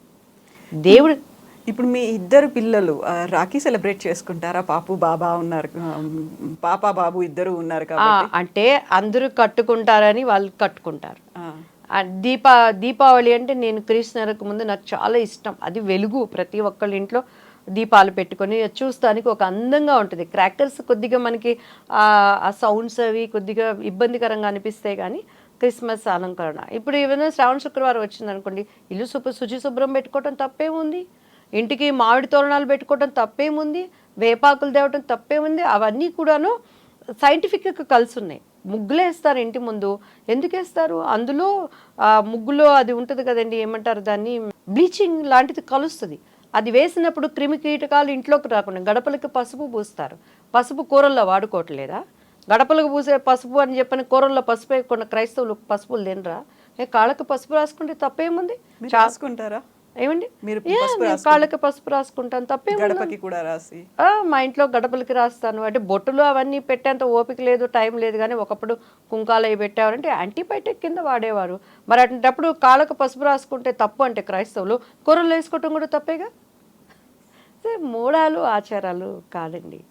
సో మనము ట్రూత్లోకి క్రిస్మస్ అంటే ఏంటి, ప్రభువుని ఎరగని వాళ్ళకి చెప్పటం, క్రీస్తుని ఆరాధించటం. ఒక వ్యక్తిని మనం ఆరాధిస్తున్నామంటే ఆ వర్షిప్ ఏంటంటే, మన వర్షిప్లో ఆయన దగ్గరికి మనం వెళ్ళిపోయినప్పుడు మనం చేసిన తప్పులేంటి, మనమేంటి, పరిపూర్ణంగా క్రైస్తత్వం అనేది ఒక్కటి నిమిషంలో జరిగిపోయేది కాదండి. మరణము వరకు నిరంతరం అది సాగేటువంటి ఒక ప్రక్రియ. ఇప్పుడు దేవుడి దగ్గర చర్చికి వెళ్తాను, కాసేపు ప్రేయర్లో ఉంటాను, వాళ్ళు చెప్పే మనసులో మాటలుంటాయి. ఇతరు రాగానే నా కోపంగానే ఉంటుంది, నా ఈర్ష్యగానే ఉంటుంది, నా స్వార్థంగానే ఉంటుంది. సో అందరూ ఆయన చెప్పినంత మాత్రం ఇది మతం కాదండి. నేను హిందూ, నా కులము యేసుక్రీస్తు వారికి కూడా యూదా రాజసింహం, ఆయన యూదుడనే ఒక గుర్తింపు ఉంది. దేవుడు నాకు ఇచ్చిన కులాన్ని నేను దాచిపెట్టుకోవాల్సిన అవసరం లేదు. చాలామందికి యేసుక్రీస్తు వారు అనగానే తక్కువ జాతిలో ఉన్నవాళ్ళు ఉన్నారు అని ఉంటుంది. ఈరోజు మీరు చెప్పేది నిజమైనా, నేను చెప్పేది అబద్ధమైనా, లేదు నేను చెప్పేది నిజం మీరు చెప్పేది అబద్ధమైనా, ఒకానొక దినాన్న ఈ నేత్రంతో మనం చూడాల్సిందే. ఆ రోజు మనం తప్పించుకోవడానికి లేదు. అది నువ్వు చెప్పే దేవుడా, నేను చెప్పే దేవుడా, ఈ యొక్క ప్రపంచాన్ని నడిపిస్తున్నటువంటి ఒక శక్తినా, ఏదన్నా మీరు అనుకోండి.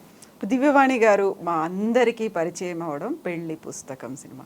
ఒక్క పెళ్లి పుస్తకం, ఆ పెళ్లి అనేది కాదు, ఒక వరుసగా మీరు చేసిన 50 సినిమాల్లో ఒక 10 సినిమాలకు పెళ్లి అనేదే ఉంటుంది కదా, మొగుడు పెళ్ళామో లేకుంటే పెళ్లి. ఎందుకు అలా పెళ్లి అనేది ఒక సెంటిమెంట్ ఏమైనా ఉందా దివ్యవాణి గారికి? అలా దివ్యవాణి గారు ఎలా ఉంటారో పెళ్లి అనేది కూడా టైటిల్లో ఉండాలనేది అంటే అలా కాదండి, ఆ స్టోరీస్ అట్లా ఉండే. సో దానికి తగ్గట్టు పెట్టుకొని అలా అది యాదృచ్ఛికంగా కలిసి వచ్చింది అంతే. పెళ్లి కొడుకు, ఇద్దరు పెళ్ళాలు, ముద్దుల పోలీసు, ఎదురింటి మొగుడు, పక్కింటి పెళ్ళాం, పెళ్లి నీకు శుభం నాకు, అండ్ తర్వాత దొంగ రాసుకెళ్ళి, అట్లా కలిసి వచ్చే స్టోరీ పరంగా వాళ్ళు పెట్టుకునే. అప్పట్లో మాకు అసలు సంబంధం కూడా ఉండేది కాదు కదా. నా క్యారెక్టర్ చెప్పేవాళ్ళు, డేట్స్ ఇచ్చేవాళ్ళు. ఇప్పటిలాగా సంవత్సరాల తరబడి చేస్తున్నారా మూవీస్, జస్ట్ 2 monthsలో ఫస్ట్ కాపీ వచ్చేయాలి, డబ్బింగ్ అంతా, ప్రొడ్యూసర్స్ని ఎంతవరకు సేవ్ చేయగలగాలి. సో అప్పట్లో రీల్స్ అన్నీ కూడా కాస్ట్లీగా ఉండేవి. సో అట్లా జరిగిందే కానీ సింగిల్ టేక్ అనేది మళ్ళీ వాళ్ళకి ప్రొడ్యూసర్ కూడా ఎఫెక్ట్ అప్పట్లో అంతా డబ్బులు పెట్టి కొనుక్కునేవాళ్ళు. ఇప్పటిలాగా టెక్నాలజీ పెరగలేదు కదమ్మా. సో అప్పుడు అది ఒక స్కూల్ లాగా ఉండేదన్నమాట. అట్లా యాదృచ్ఛికంగా అవన్నీ కలిసి వచ్చినాయే కానీ అది అలా జరిగిపోయింది అంతే. పెళ్లి పుస్తకం, అందులో ఉన్నటువంటి శ్రీరస్తు శుభమస్తు అనే పాట ఇప్పుడు ఏ తెలుగు ఇంట్లో పెళ్లి జరిగినా అది కంపల్సరీ ఉంటుంది. ఆ తర్వాత మీరు రాజేంద్ర ప్రసాద్ గారు కలిసి కొన్ని డ్యూయెట్లు కావచ్చు, పాటలు, అమ్ముకుట్టి ఏదైనా మీరు పాడతారా? పాడొచ్చా? అందులో అన్ని పాటలు నాకు మైండ్లో ఉన్నాయి, కానీ హాయి హాయి శ్రీరంగ సాయి ఒకటి నాకు బాగా ఇష్టం. తర్వాత సరికొత్త చీర ఇష్టం. హాయి హాయి పాడతాను ప్లీజ్. హాయి హాయి శ్రీరంగశాయి మా పెద్ద పాపాయి కాపదలు కాయి హాయి హాయి శ్రీరంగశాయి ఇది కాని వేళ ఎడద ఉయ్యాల ఇది కాని వేళ ఎడద ఉయ్యాల కూరిచో కొట్టింది కుసుమ సిరిబాల హాయి హాయి శ్రీరంగశాయి